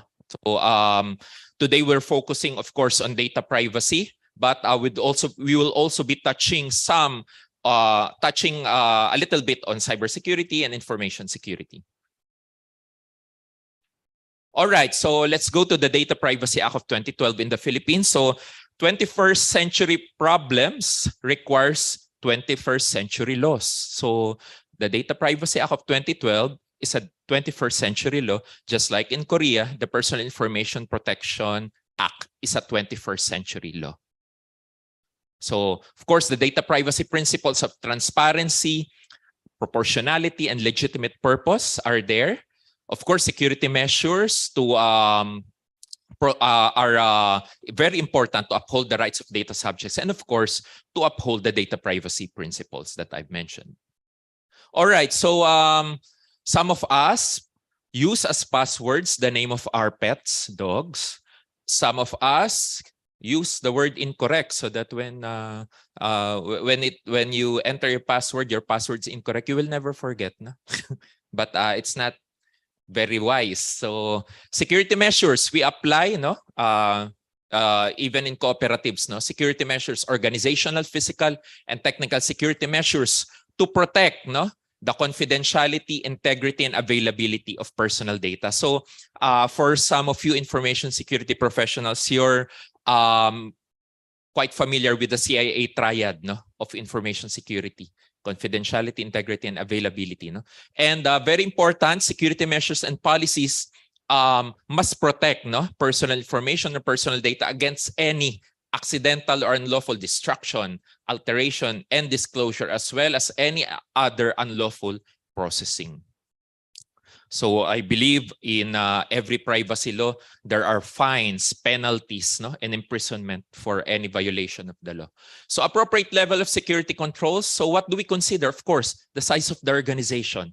What would be appropriate? So this will depend, no? This would be customized on the need of the organization. So there's no one size fits all for any security measure that you will apply or security control. In any framework, no, security control framework that you will use. The nature of personal data. Is it sensitive? In the Philippines, in the Data Privacy Act, we consider your age, no, the date of your birth, your civil status. These are all sensitive personal information. The social security number, no, the TIN number, tax identification number. All of these are sensitive personal information in the Philippine law. Current data privacy best practices, of course, our controls should respond to the needs of the times, no? So a while ago, we've seen presentations. For example, Australia is being updated, no? It's updating its data privacy law. So of course, with the digital transformation and technology, we need to catch up. And of course, the cost of security implementation. Would it be practical? So these are things that we need to consider when we are trying to come up with different security measures. And the risk in processing personal data, of course, the higher the risk, of course, the higher should be your security control, but not necessarily more expensive, no? So it doesn't follow. And then complexity of the organization's operation. Of course, the more complex the operation is, of course, the risk would be higher. And then the higher security measure or security control would be necessary. Okay, so some organizational security measures. This is in the Philippines. So the NPC, the National Privacy Commission, has issued Security Advisory 17-01. This is appointment of data protection officer. So we require, no, each organization, government, private organization, to appoint their own data protection officer. I'm not so sure with the PIPA, no, if it's required. There's also, of course, the Department of Information and Communications Technology circular for each organization to appoint a cybersecurity officer. And the Bangko Sentral ng Pilipinas, this is the Central Bank of the Philippines, has issued a circular that requires the appointment of a chief information security officer for each organization that it regulates. All right, so upskilling cybersecurity, of course, it's very important to be able to analyze the risk, conduct security assessment. This with regards to our staff members, no? And each training should be customized to their own needs, no? Own job function, job responsibilities. So conducting security assessments, implementing security, network security, operational security, addressing security incidents, no? Identifying security threats, no? So of course we know the impact multiplied by the probability. That's the risk rating, no? When we do privacy impact assessment, when we do risk assessment, and then implementing host and software security, managing identity and access, implementing cryptography, no? So encryption, and ensuring business continuity, no? So it's very broad, no? We would need more time to delve into the details of this, no? So guidelines, some guidelines. So we've issued guidelines on the conduct of a privacy impact assessment. We base this on ISO IEC 29134, no? These are guidelines. So my time would be soon up, so I'll be going faster. All right, so some procedures, work instructions, and manuals, no? Part of organizational security measure, privacy manual, privacy management program, personal data breach procedure. So you should have a data breach management procedure in your organization, records management, and of course, periodic information security audits. This is very important, both internal and external. So to balance things out, governance, no? Improve governance. You inspect what you expect, no? The old adage would be true. If you don't expect, then don't expect it will be implemented, no? So frameworks and standards, no? So information security risk management framework. And some of you would be familiar with ISO 27001. Can you give me a couple of minutes more? Just a few minutes. This is information security management system. So this is very important, no? So that's the coverage from policy to access control to operation security to communication security. Non-disclosure agreements, MOU, privacy policy, acceptable use policy, no? So minimum access, no, should apply. And of course, management of human resources, cultivate awareness. So these are some of the activities that we conduct in the National Privacy Commission. We gather 1,000 to 2,000 data protection officers, no? During the May Privacy Awareness Week. So the President of the Philippines has issued an executive order declaring the last week of May as Privacy Awareness Week in the Philippines. All right, risk assessment. I mentioned privacy impact assessment. So it's a risk assessment for specific for data privacy, no, for a personal risk involving personal information, and of course VAPT, no, for IT professionals, information security, vulnerability assessment, and penetration testing for our systems. Breach management, of course, disaster recovery, including there would be BCP, business continuity, no, and incident response, very important. Analyze, contain, remove, and recover. So this is related to phishing, no? So do not believe anything that comes into your email, no? That pretends to be a bank, no? Sending a link.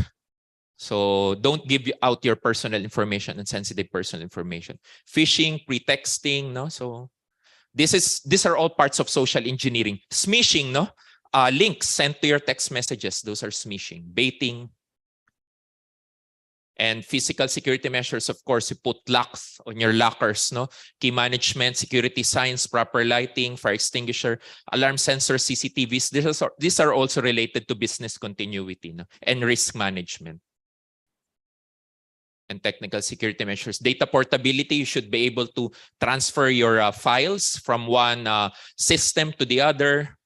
Pseudonymization, DID. I think a while ago, the professor mentioned about self-sovereignty. So this one is protection for your identity, the identification and anonymization. No? So you redact, no, information. And network segmentation, network security, identity and access management, access control, strong authentication practices, data validation, and deletion routines. No? So there should be retention and deletion policies. Data destruction, media sanitation. So nothing is forever. No? You don't store data forever. Encryption, email encryption, no?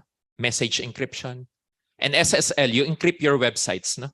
So it should be HTTPS, not just HTTP. Okay, so I rushed it. I hope you got something. And thank you very much for not sleeping and bearing with me.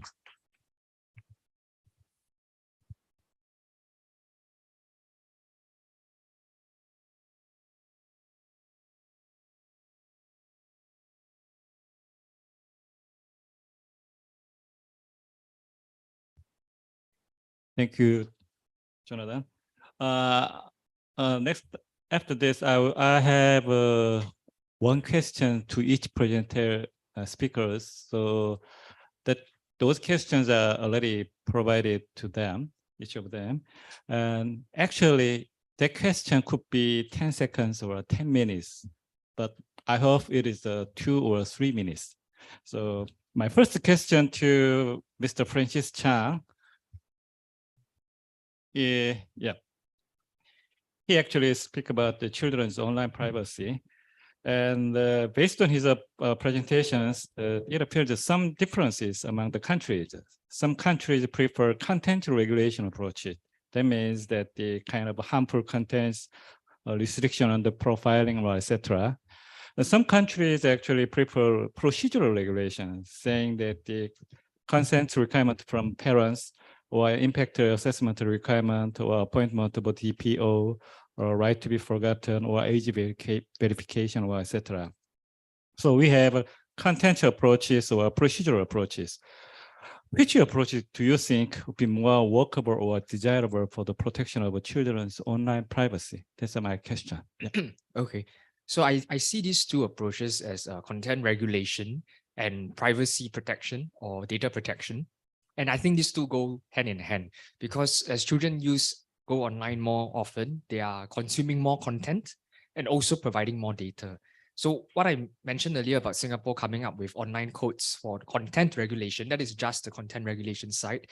We might also be looking at data protection angle. But either case, whether content regulation or privacy protection, I think it is important to have a balanced approach. So I think the starting point could be the OECD recommendation for children in a digital environment, where they talk about being balancing, protecting children from risk as well as promoting the opportunities and benefits of the digital environment. So you always have to try to strike a balance because if not, if you are too prescriptive, you might end up harming the children, which is pretty ironic because in trying to protect the children, you are depriving them of opportunities that they could have benefited from in a digital environment. So one example, age verification. If you are too restrictive, too prescriptive, then not compliance costs aside, you end up collecting even more data to verify age, which is a risk on its own. And also, is it really effective? Will it deprive children from going online?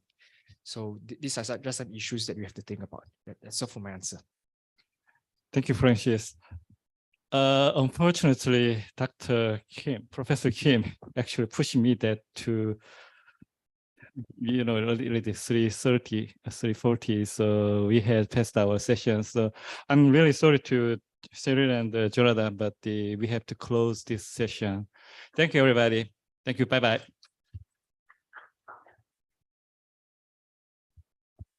Please give a big round of applause to our session chair, Mr. Park, and our distinguished guests. And thank you for attending on previous sessions. Now we get started the last session. The session 4, topic of session 4 is New Wave, New Legislation of Data Protection Act in Asia. This session provides a window of opportunity for Asian countries to introduce their new privacy legislations and data protection measures. For the first time, an expert from Vietnam participates to introduce Vietnam's data protection law under legislation, and joining an expert from Sri Lanka, who will also explain Sri Lanka's Personal Data Protection Act recently legislated. So Professor Ha-Seon Yoon from Hanyang University will moderate panel discussion as a session chair. Please give a warm welcome to Dr. Yoon.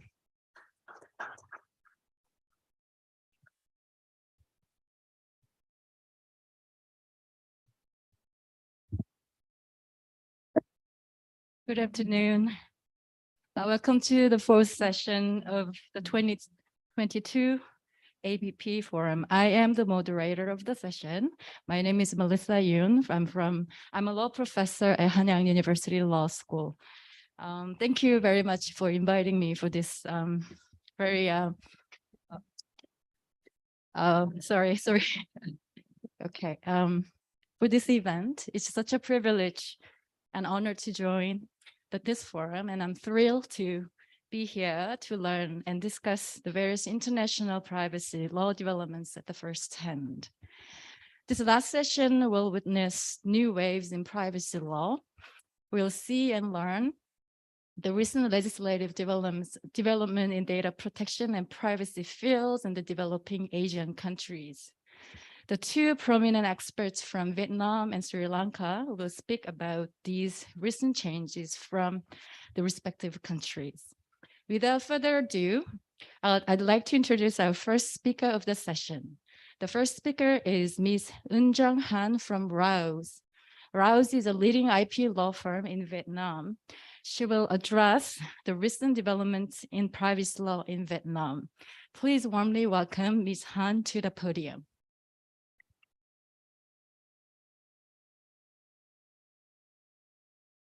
So Ms. Han, nice to meet you. You have 15 minutes.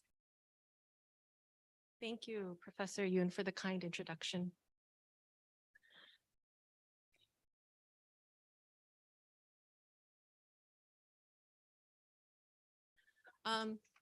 Yes, my name is Eun Jung Han, and I'm an attorney at Rouse Legal Vietnam, where I advise clients on telco, commercial transactions, e-commerce, cyber security, and data protection. Advocacy is also a very big part of my work. I coordinate with the business community and the government for legal reform, and I do that as the vice chair of Eurochan Vietnam's Digital Sector Committee. Today, I'll be sharing with you some recent developments we've been seeing in the data protection space. And before going any further, I'd just like to very briefly introduce Rouse Legal. We are a UK-based law firm with 16 offices across 11 jurisdictions in Asia, Europe, and Africa. And we're leaders in the IP space, but our digital services also support our clients, which range from MNCs to SMEs on their digital activities. We've been in Vietnam for 25 years, And we have offices in Ho Chi Minh City and Hanoi, which is where I'm based. So largely today, my presentation will cover a bit of background and history, the current legal framework and upcoming changes, and Vietnam-specific regulatory focuses. First, I'll go over where Vietnam is in terms of digital transformation. So even in the face of unprecedented technological, economic, and societal changes, Southeast Asia continues to be referenced in the context of being a great digital economy hub. And from a Vietnam perspective, the numbers on this screen, I think they speak for themselves. We're looking at a country with a very high population. The young demographic is very big and the middle class is widening. The internet penetration rate is high and smartphone use is widespread. And the internet-based economy is expanding with the local digital economy valued at about $21 billion. So it looks like the building blocks are there. It's very promising and it's a lot to be very excited about. But of course, this comes with its challenges. And it prompts questions like, are the relevant legal regimes keeping up? And do we have an infrastructure that will hold up this growing digital economy? And the Vietnamese government is aware of these concerns. So much so that in response, it's become a priority to facilitate and accelerate digital transformation. And the relevant efforts are evidenced in these two programs that you see up on the screen, the National Digital Transformation Program and the National Cybersecurity and Safety Strategy in response to cyberspace challenges. The goal of the Digital Transformation Program is twofold. This was issued in 2020, and it's to develop a digital government, digital economy, and digital society, all while fostering local digital businesses and equip them with global capacity. And so gearing efforts towards areas like banking, finance, agriculture, transportation, energy. The idea is to see Vietnam into a stable and prosperous digital country. And legal reform being so crucial to setting the tone for digital transformation, a main pillar of this program is updating outdated legal instruments like the telco law, e-transactions law, and the IT law, which is happening right now. And then next, turning to the National Cybersecurity and Safety Strategy. This strategy was just unveiled earlier this year to address cybersecurity and response concerns. And on the agenda of this strategy is finalizing and issuing cybersecurity and data protection related legal instruments, which is what I will be covering in the next few slides.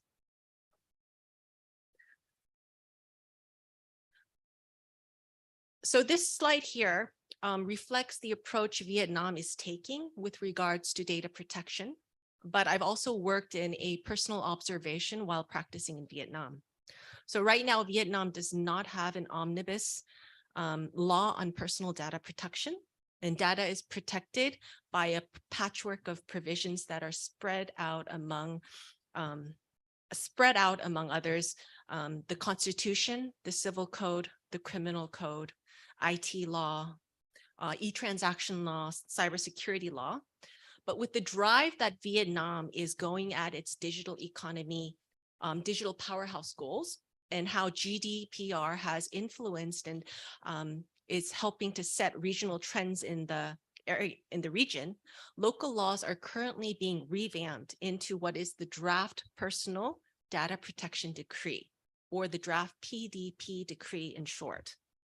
And the Vietnamese government knows that lacking legal instruments and enforcement could hinder its aspirations. So as an effort to develop this framework that is in line with international legal standards, Vietnam is currently reviewing this draft PDP decree. And having followed this draft PDP decree, I see how this is an instrument that embodies the government's spirit of general pragmatism and willingness to engage with the jurisdictions to understand international best practices and reflect them in the laws.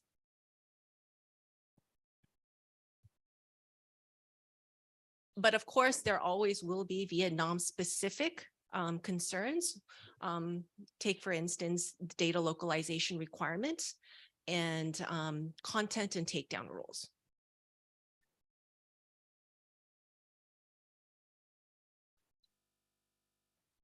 Oh, how do I go back? Sorry. Just a little bit of history and background. So the start of the draft PDP decree dates back to April 2019, and it's an initiative of the Ministry of Public Security, or the MPS, and it comes following the cybersecurity law, which came into effect in January 2019. So structurally, the draft PDP decree will sit under the cybersecurity law. And then currently with the issuance of Decree 53, implementing some provisions in the cybersecurity law, like the data localization requirement. Right now, we have three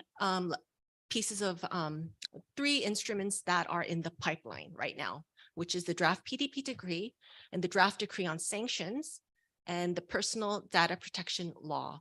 And regarding the last one,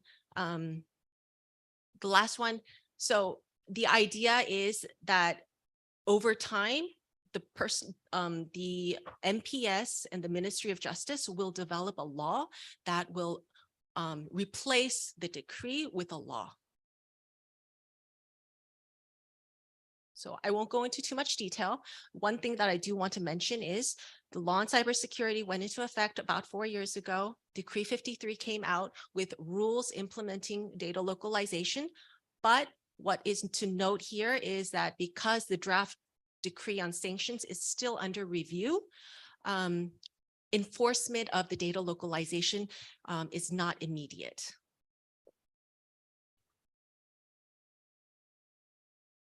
I'll just pass by that. I'll be talking about the data localization requirement a little later. So a little bit about the draft PDP decree.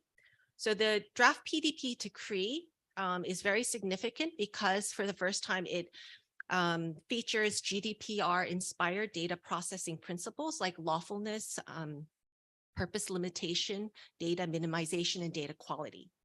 And data subjects are provided specific rights like right to consent, right to be informed of the processing at the time of processing or as early as possible, right of rectification, right of access, right to be forgotten, right to withdrawal, right to restrict processing, and right to file complaints with the government if there's a breach. Also, consent rules are provided in more detail, and cross-border transfer rules are also provided in more detail. Sensitive data under current instruments is not specifically defined. So for the first time, sensitive data is also defined under the draft PDP decree. Also, the Personal Data Protection Committee, the PDPC, that is proposed will be a new agency under the MPS that will be responsible for issues like the approval of cross-border transfer of personal data or the processing of sensitive personal data. And we're also seeing higher sanctions in the draft PDP decree compared to what is in current legislation.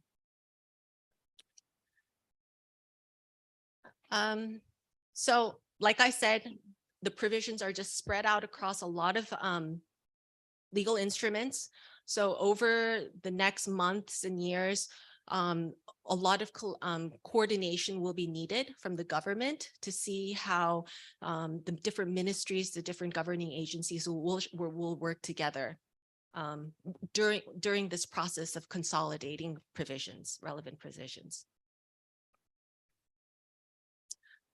In this section, I'll be talking a little bit more in detail about what we're seeing in the draft PDP decree. So on the issue of consent, currently, there is no mandatory form of consent, and there's no across-the-board definition of consent. But then under the draft PDP decree, we're seeing a more specific and clear requirement being proposed. Basically, it says that consent must be in a format that must be that can be printed or copied in writing. And this requirement is a move closer to an active consent requirement, whereby data subjects must provide consent through an affirmative action. The draft PDP decree also provides that consent can be given partially or conditionally and can be withdrawn. So effectively, we're expected to see data subjects' access rights become stronger and more comprehensive under the draft PDP decree. With regards to cross-border transfer of personal data, we're seeing changes there. Most important, under current laws, as long as consent has been obtained, there are no restrictions against transferring personal data abroad. But then under the draft PDP decree, on top of consent, what is being proposed is local storage and written evidence that the jurisdiction where the data is received offers the same or higher level of protection as Vietnam, and then the PDPC's written approval. So in terms of data localization, it's been 4 years since the cybersecurity law has been, 3 years since the cybersecurity law has been passed. Decree 53 was issued very recently. It went into effect October 1st, but then there's still, despite the issuance of Decree 53, there are still a lot of uncertainties about how the rules work, exactly who falls in scope, and how to comply. And so business chambers are still submitting position papers, and we're waiting for the government to provide further clarification and guidance. And we understand that the Ministry of Public Security will provide written guidance or organize a workshop with the business community as to how it will be implemented and how to comply.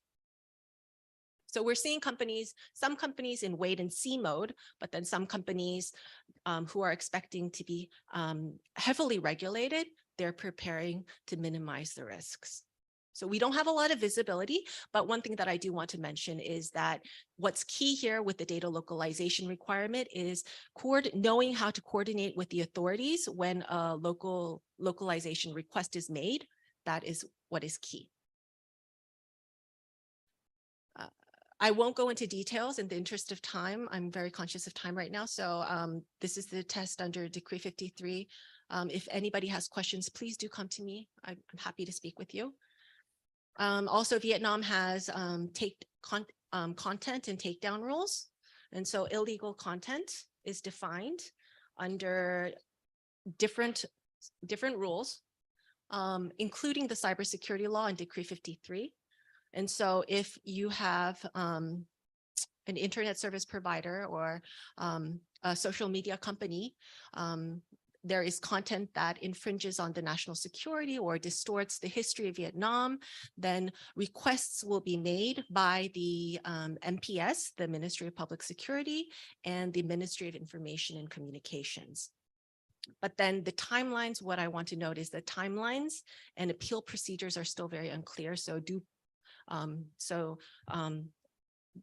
those areas could use much more detail for compliance purposes. So I'm going to rush a little bit. So regulatory focuses.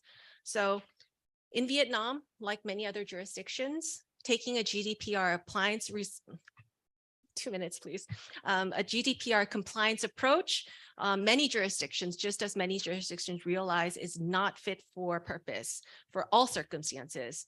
And not to mention that the GDPR compliance approach is a very high benchmark. And so in Vietnam, immediately what we're seeing is that we're seeing, if you see here up on the screen, these are some recent data breach incidents. And so there's an increased focus on data security and mandatory breach notifications. Also, there's increased enforcement efforts and powers. So yes, increased enforcement efforts and powers. And then we're also seeing higher fines and compliances. So that is some things that businesses will need to note. And with that, I'll bring my presentation to a close. And if you have any questions, please feel free to just, come to me or email me. I'm very happy to speak with you. Thank you for your attention today. Thank you very much for your informative presentation. We'll have Q&A sessions, so I have many questions for you too. So wait for me. Now we'll turn the time for our second speaker. Our second speaker is he's from Sri Lanka. His name is Pratibha Mahanamaheva. Pardon me for my poor pronunciation. Our presenter is a rector of Sri Pali Campus, University of Colombo, and formerly he served as the chairman of ICT Law Committee of Sri Lanka Bar Association. He will speak about the Data Protection Act just passed in last year in Sri Lanka with a comparative analysis with the similar laws in India and Pakistan. Please warmly welcome him to the podium. And Doctor, you have 15 minutes as well. Thank you very much for inviting for this grand conference. Actually, there was a comment this morning, Sri Lanka does not have laws, but we have. Actually, it has not gone to the basic international forum. So I'm taking that opportunity today to address this occasion.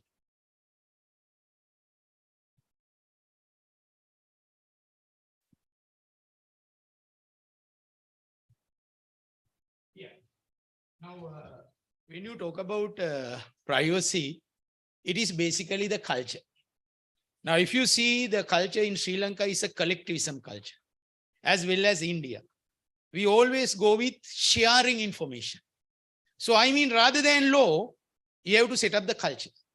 That's how in Pakistan, that's how in Bangladesh, that's how in Sri Lanka. So, if a letter sent to your home by your own name, your mom open, your dad open, and then they will share all the information with others. So this culture coming from 2,500 years long. Now, after the Second World War, it was very much concerned defining European Union, basically 1995/46 of this data information. So therefore, it is very important to must see how the law can basically protect privacy. And Sri Lanka, we have breach of confidentiality, trespass, nuisance.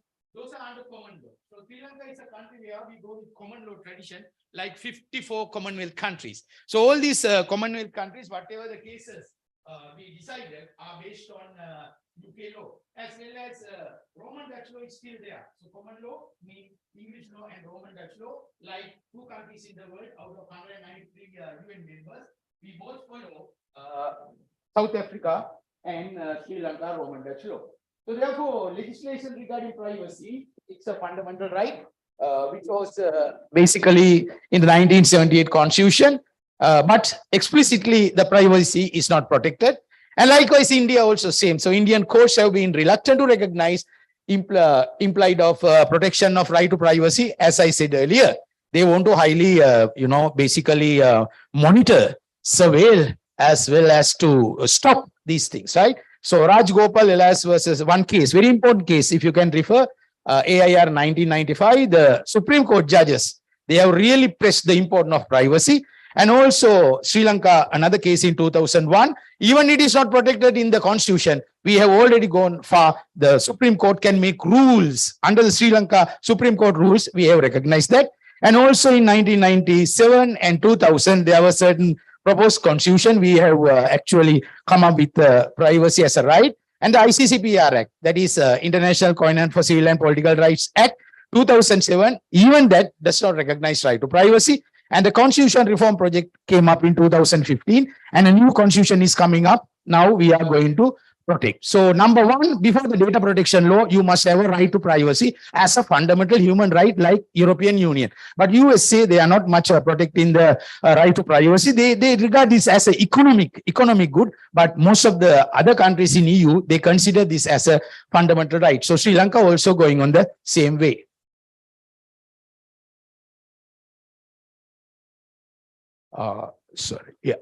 So the government has not introduced specific legislations which protects the individual privacy, personal information until 2022 in Sri Lanka. The only legislation we have, Telecommunication Act, which is protecting consumer privacy. And then We have the Information and Communication Technology Act 2007 to number 27 of 2003, ICT agency, which was recognized, and the Post Office Ordinance. Now see, this is a very old UK law, but section 71, 75, you can't open a letter or parcel without the authority of the sender and the receiver. And also we have Computer Crime Act, which recognized section 3, 8, 10, and Right to Information Act, which was passed in 2015, which recognized right to privacy in Sri Lanka.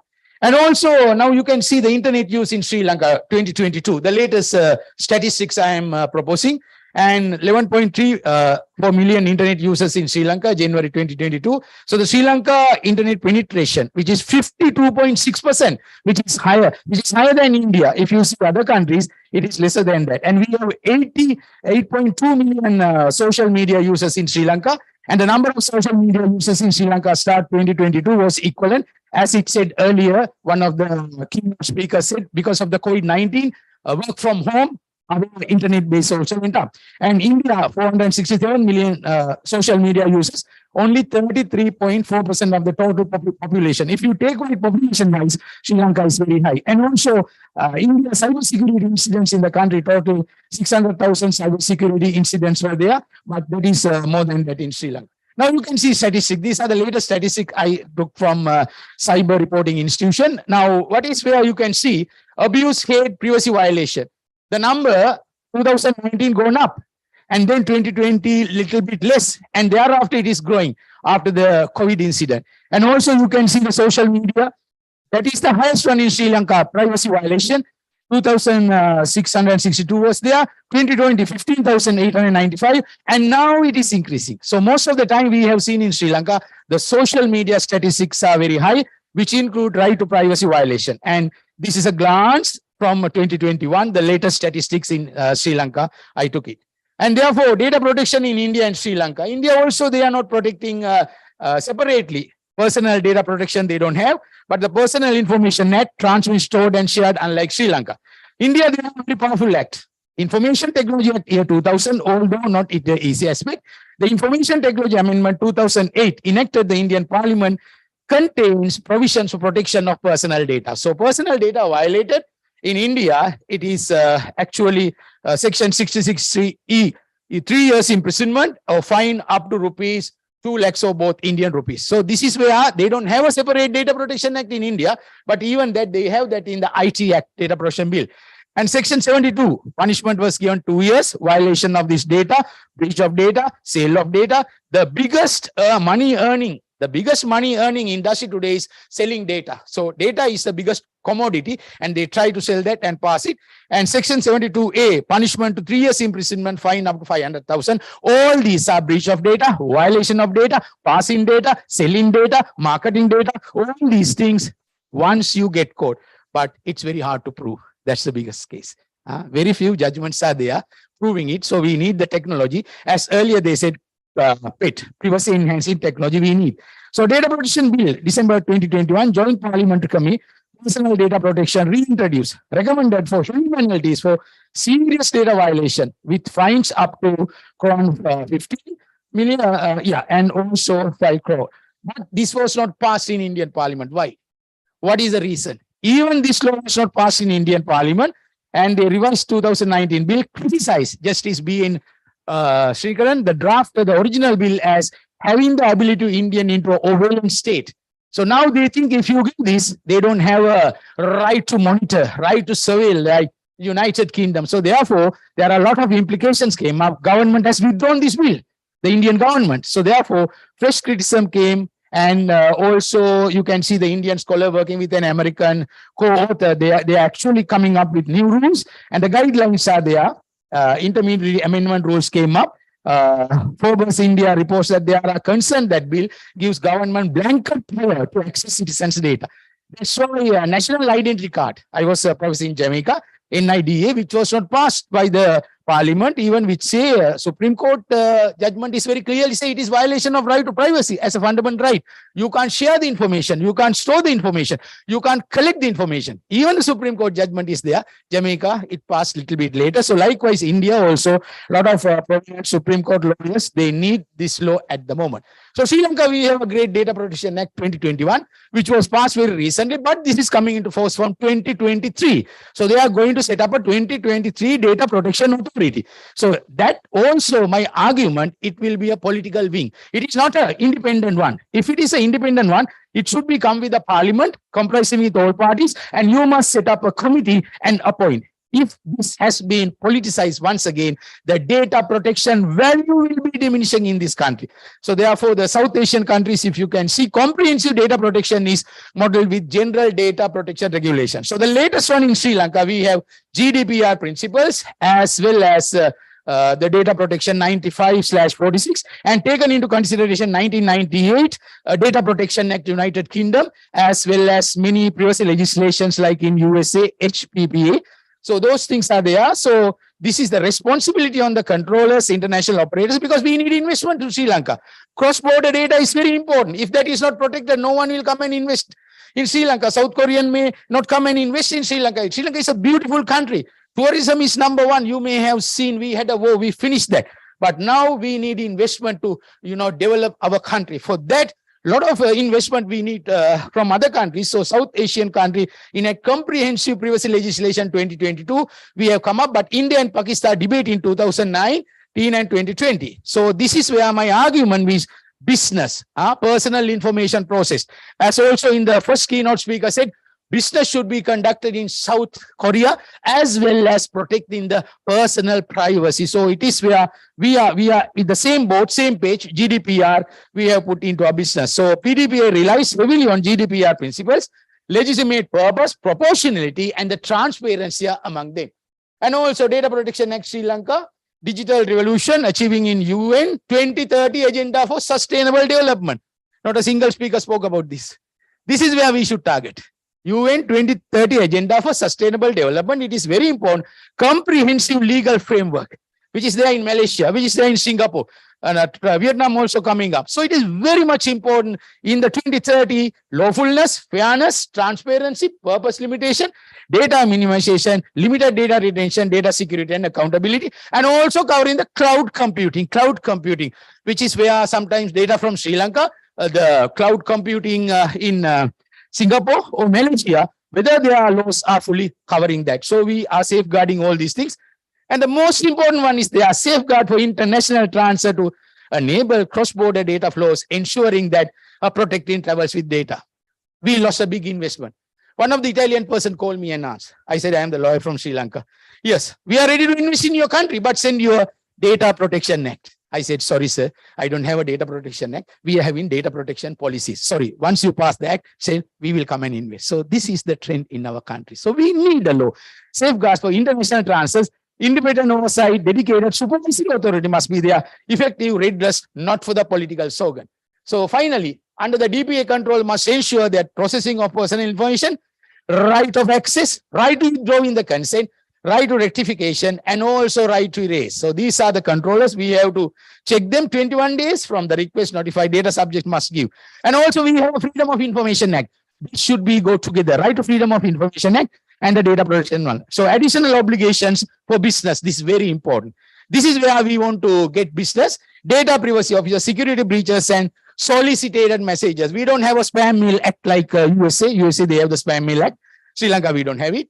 So penalties are heavy penalties, right? So the authority will assess the impact of data subject, violation and all. The authority will impose penalties up to 10 million Sri Lankan rupees. It's approximately $1,300 for each non-compliance. So the compliance officer already spoke about South Korea, and you have to see what is your, basically violation, the penalties. So reliance of GDPR principles, its application to business of any size, processing personal information, heavy penalties must be introduced, such as India and Pakistan must follow for this. So Southeast Asia, we need this act. So finally, like in data protection regulators, PDPA Sri Lanka aims to evolve the way both organizations can collect data and provide users, because they can sell this data. You know what happened? Amazon.com, sometimes back, they changed their ownership. The new owners were asked to pay millions of dollars. Why? To get the email addresses. So in USA, they can do it because it's not a fundamental right, basically economic right. But in other countries, you can't do it. So regulatory authority has been set up. All these should be non-political. Those are the two keywords I'm saying once again. Protect of privacy. You must set up the culture first in that country. Culture, individualism, and collect personal information. Number two, non-political license. So likewise, when you appoint a chairman, you have to be very careful. And also last minute, it covers the basis of data protection regulation, and it lays down the, basically we have to protect the national security. This is one.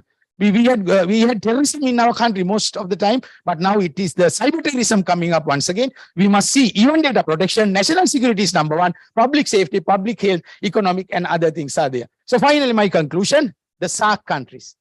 In Southeast Asia, we have 7 to 11 SAARC countries can adopt a similar data protection directives like in European Union, and also privacy of data subject, which will enhance business in this country from Sri Lanka. And we are giving our best hand to South Africa, South Korea to share your, valid expertise information. Thank you for giving me this opportunity. Thank you. Thank you very much for your energetic presentation. Don't go, please come front. We have very short panel discussions. So Ms. Han and Dr. Can I pronounce your name by, can I call you by first name? Yeah.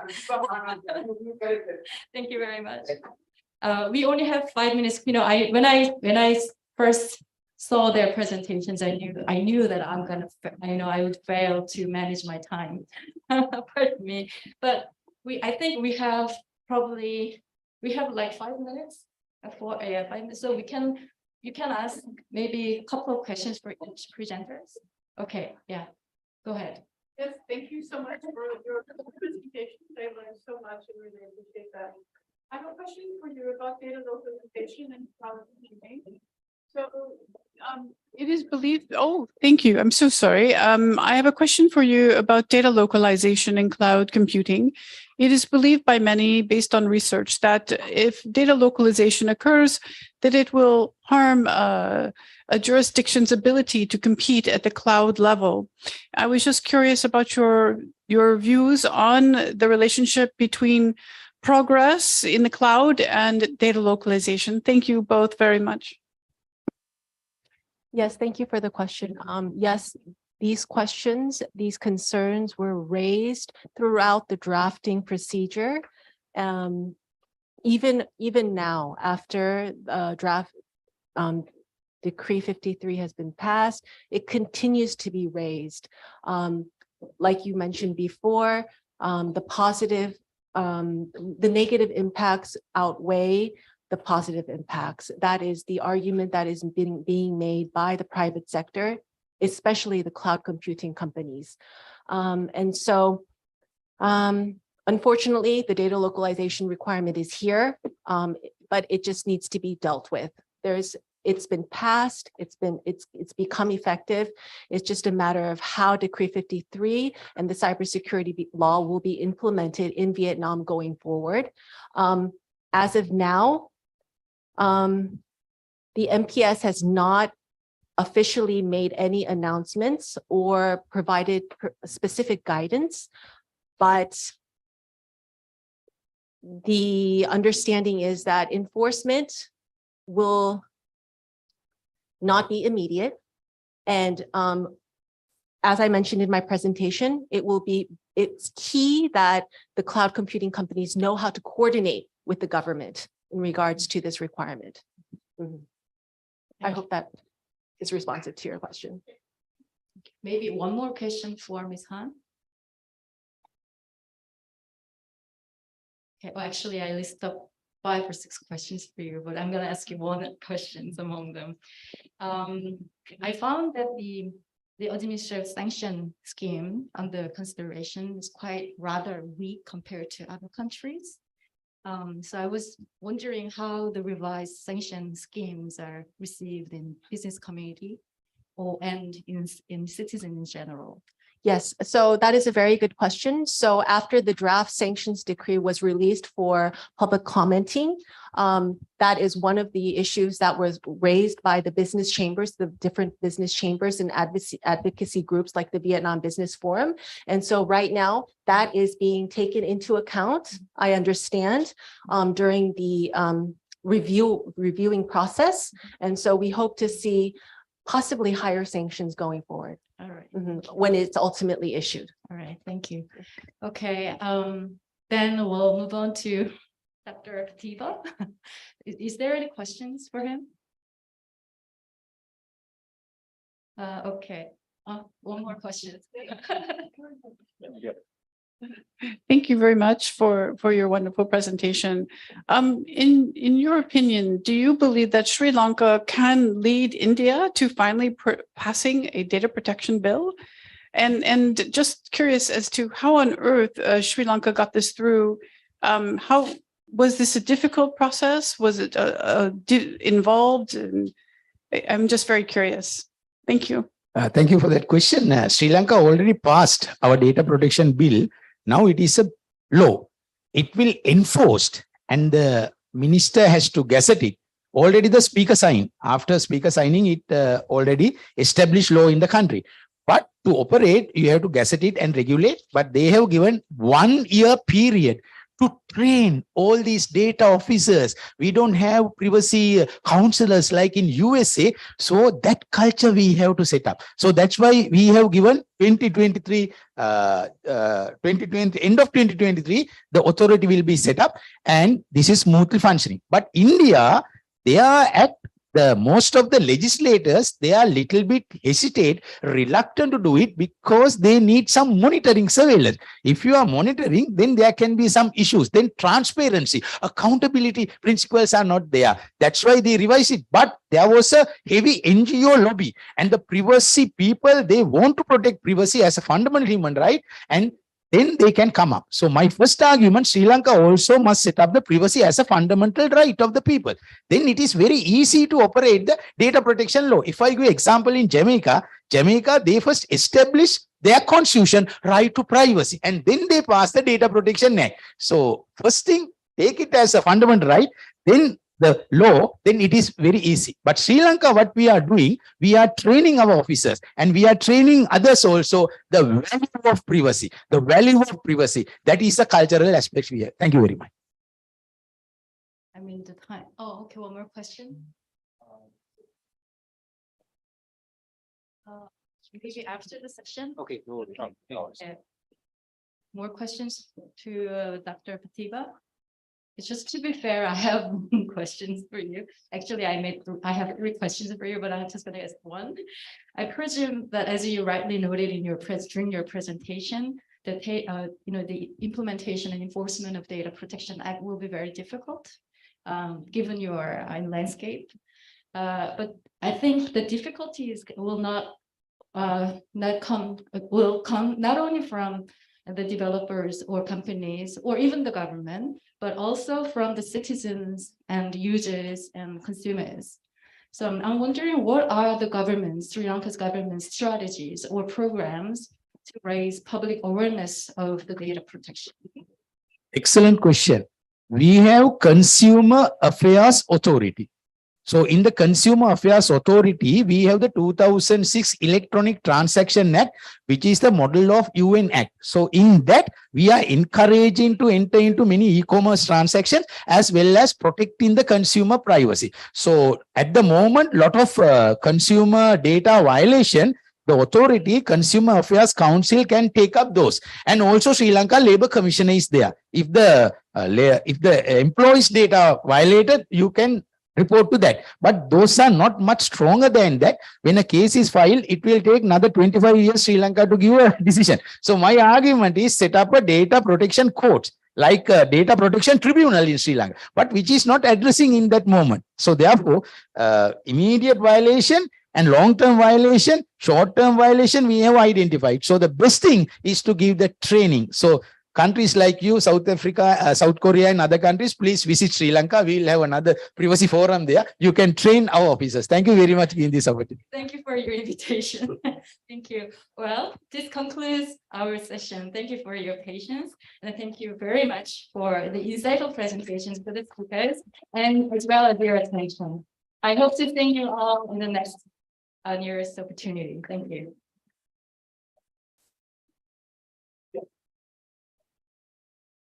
Thank you very much, Dr. Yun, and please give a big hand to our distinguished speakers and session chairs, please. And this concludes our scheduled agenda for today. So I would like to invite Dr. Bong-Soo Kim, the Executive Director of Ba른ICT Research Center, who is the host of Asia Privacy Bridge Forum, to share with his closing remarks. Ladies and gentlemen, please join me in giving him a warm welcome to the podiums.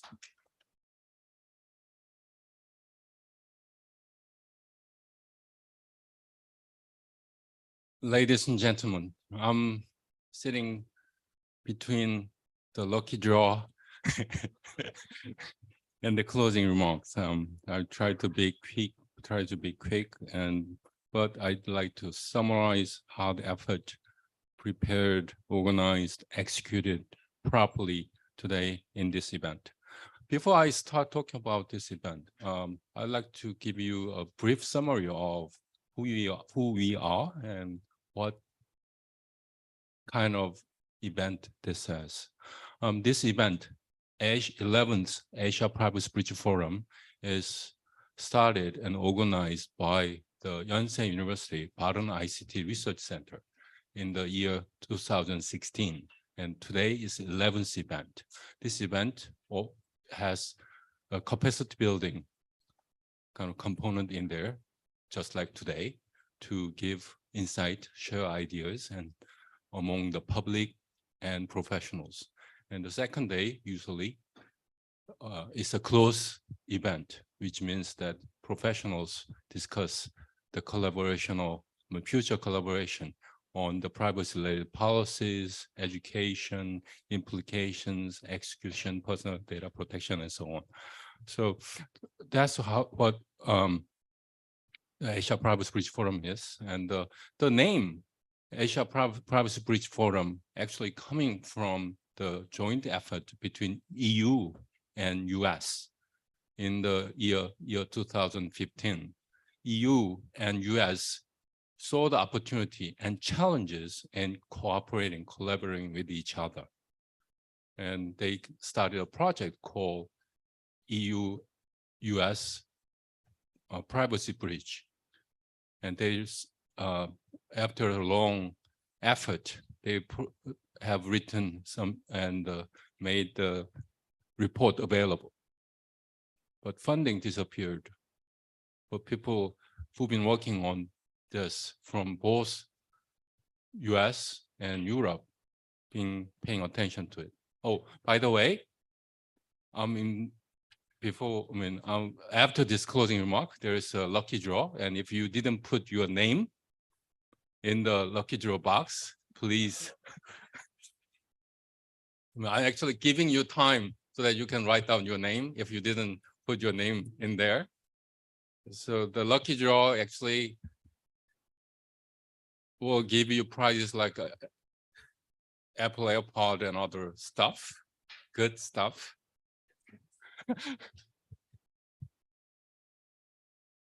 Okay. Well, while you are writing your name, I will continue to talk about the history of Ba른ICT Research Center. And the Asia Privacy Bridge Forum is founded by the Ba른ICT Research Center. 선생님, 잠깐 멈추면 좋겠습니다. 너무 아쉽네. Well, you can 그 종이를 주시고 조금 이따 수집을 하시면 좋을 것 같습니다. 시간 충분할 것 같습니다. 급하게 하지 않으셔도 되겠습니다. There will be a paper available for you to write your name. So, and after the closing remark, we'll collect the paper and then start the lucky draw. The Ba른ICT Research Center has luckily had a big funding from private organizations and government. With that funding, you are able to start Asia Privacy Bridge Forum, which has been commented by Japanese authority during the year 2015 conference in Netherlands, presenting Privacy Bridge Forum. Say, Japanese representative said, hey, privacy bridge is required everywhere, domestic, international. But you guys are talking about only US and EU privacy breaches? What happens with rest of country, rest of the continents? So Ba른IC Research Center with the funding started the Asia Privacy Breach Forum, tried to breach countries across Asia on the topic on privacy protection and personal data protection. And this institution and the events focus on not only government propaganda or asserting their goodness, bestness, outstandingness of their privacy rules and regulations, but this is actually informal and formal working group and working opportunity to discuss what has been there in the behind. What are the challenges we have gone through? That's the reason why we have closed meeting also to accompany, to supplement the capacity building practices that we are having throughout these conferences. So throughout this, today's presentation, you have seen various perspective, cultures, which affect privacy regulations, privacy protection for individuals, and privacy protection in the corporations. For instance, from the early morning presentation from Google, the CPO of Google explained, Privacy Council of Google, Peter, explained the check boxes and good practices, but they also have bad practices. And also from the Future Privacy Forum, Julie's, he talked about the privacy enhancing technologies for the AI, for the machine learning, and so on, because machine learning has machine learning and neural networks and AI-related approaches is dominating how we use data on the internet and mobile networks across nations. And also we talked about the Hong Kong explained the data protection after COVID-19. Our distinguished guest, Pam Dixon from World Privacy Forum, representing one of the superior non-governmental organization, NGO, on privacy, talked about governance issues and many different complex problems she's been dealing with over decades. And I believe that she and all other privacy professionals having more headaches. But good thing is we have lots of more problems to be solved, waiting for us. It's an exciting time for us to deal with this problem. In the past, 10 years ago, privacy protection is just do or not, block or not block. Very simple solutions and regulations and law were very effective. But now this complicated environment and society ecosystem, 1 or 0, yes or no type of regulation is losing its ground. We need to pay more attention on the individuals, on the businesses, on the government. How do we provide proper level of protection with the trust so that people can voluntarily share the data and enjoy the sharing of data and use services and product and services in reliable fashion. We also talked about children, protection on children on online. Not only data protection perspective, but also privacy protection perspective. And on that, we also have many cases. Francis from Singapore very well summarized different efforts being done across nations. And this effort also complemented by other research and work being done by the government in Philippines, Malaysia. Malaysia talked about IoT related security issues complementing privacy protection. In Philippines, the Data Privacy Protection Enforcement Authority has been always known for kind of getting to the citizens very close distance. They are very segmented oriented approaches, targeted approaches to kind of building capacity on privacy protection. With that, in the continuum of that, Philippines and Malaysia is the leading nations in the Southeast Asia for providing better privacy protection. I always kind of love to share and learn how from their experiences. We also had a discussions on growing the nations with the newer regulations on privacy, Vietnam and Sri Lanka. Today, different professionals and experts from different countries have different accent and different cultural background and motivations behind that. But we see that through these informal and formal discussions and meeting together, we can learn from each other and we can share behind stories so that these shared stories can help us in the long run.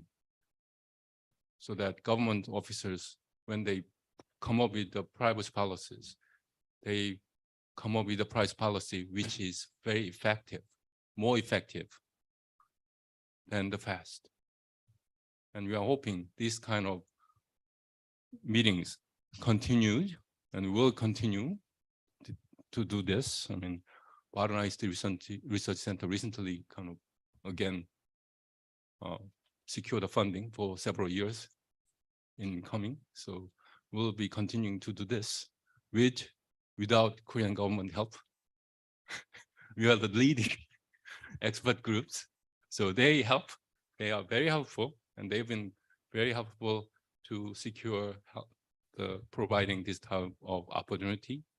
But the private sector professionals is more important, and students are more important in building future of privacy in Korea, in Asia, and in the world. So I'm hoping you guys can attend these meetings online and offline continuously. And we are hoping that this type of opportunity can help guide or support all these nations in a proper direction in protecting privacy and personal data.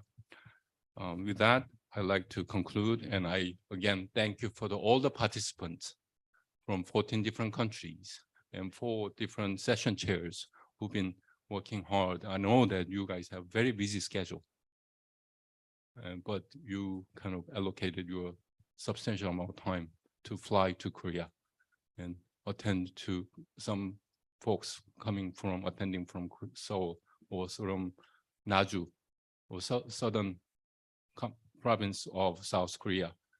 Spend substantial time and effort to attend to this, but I strongly believe that this is well paid off event. So we'll continue to do that, and let's give one round of applause for all ourselves. With that, Professor Kim, please continue to lucky draw. We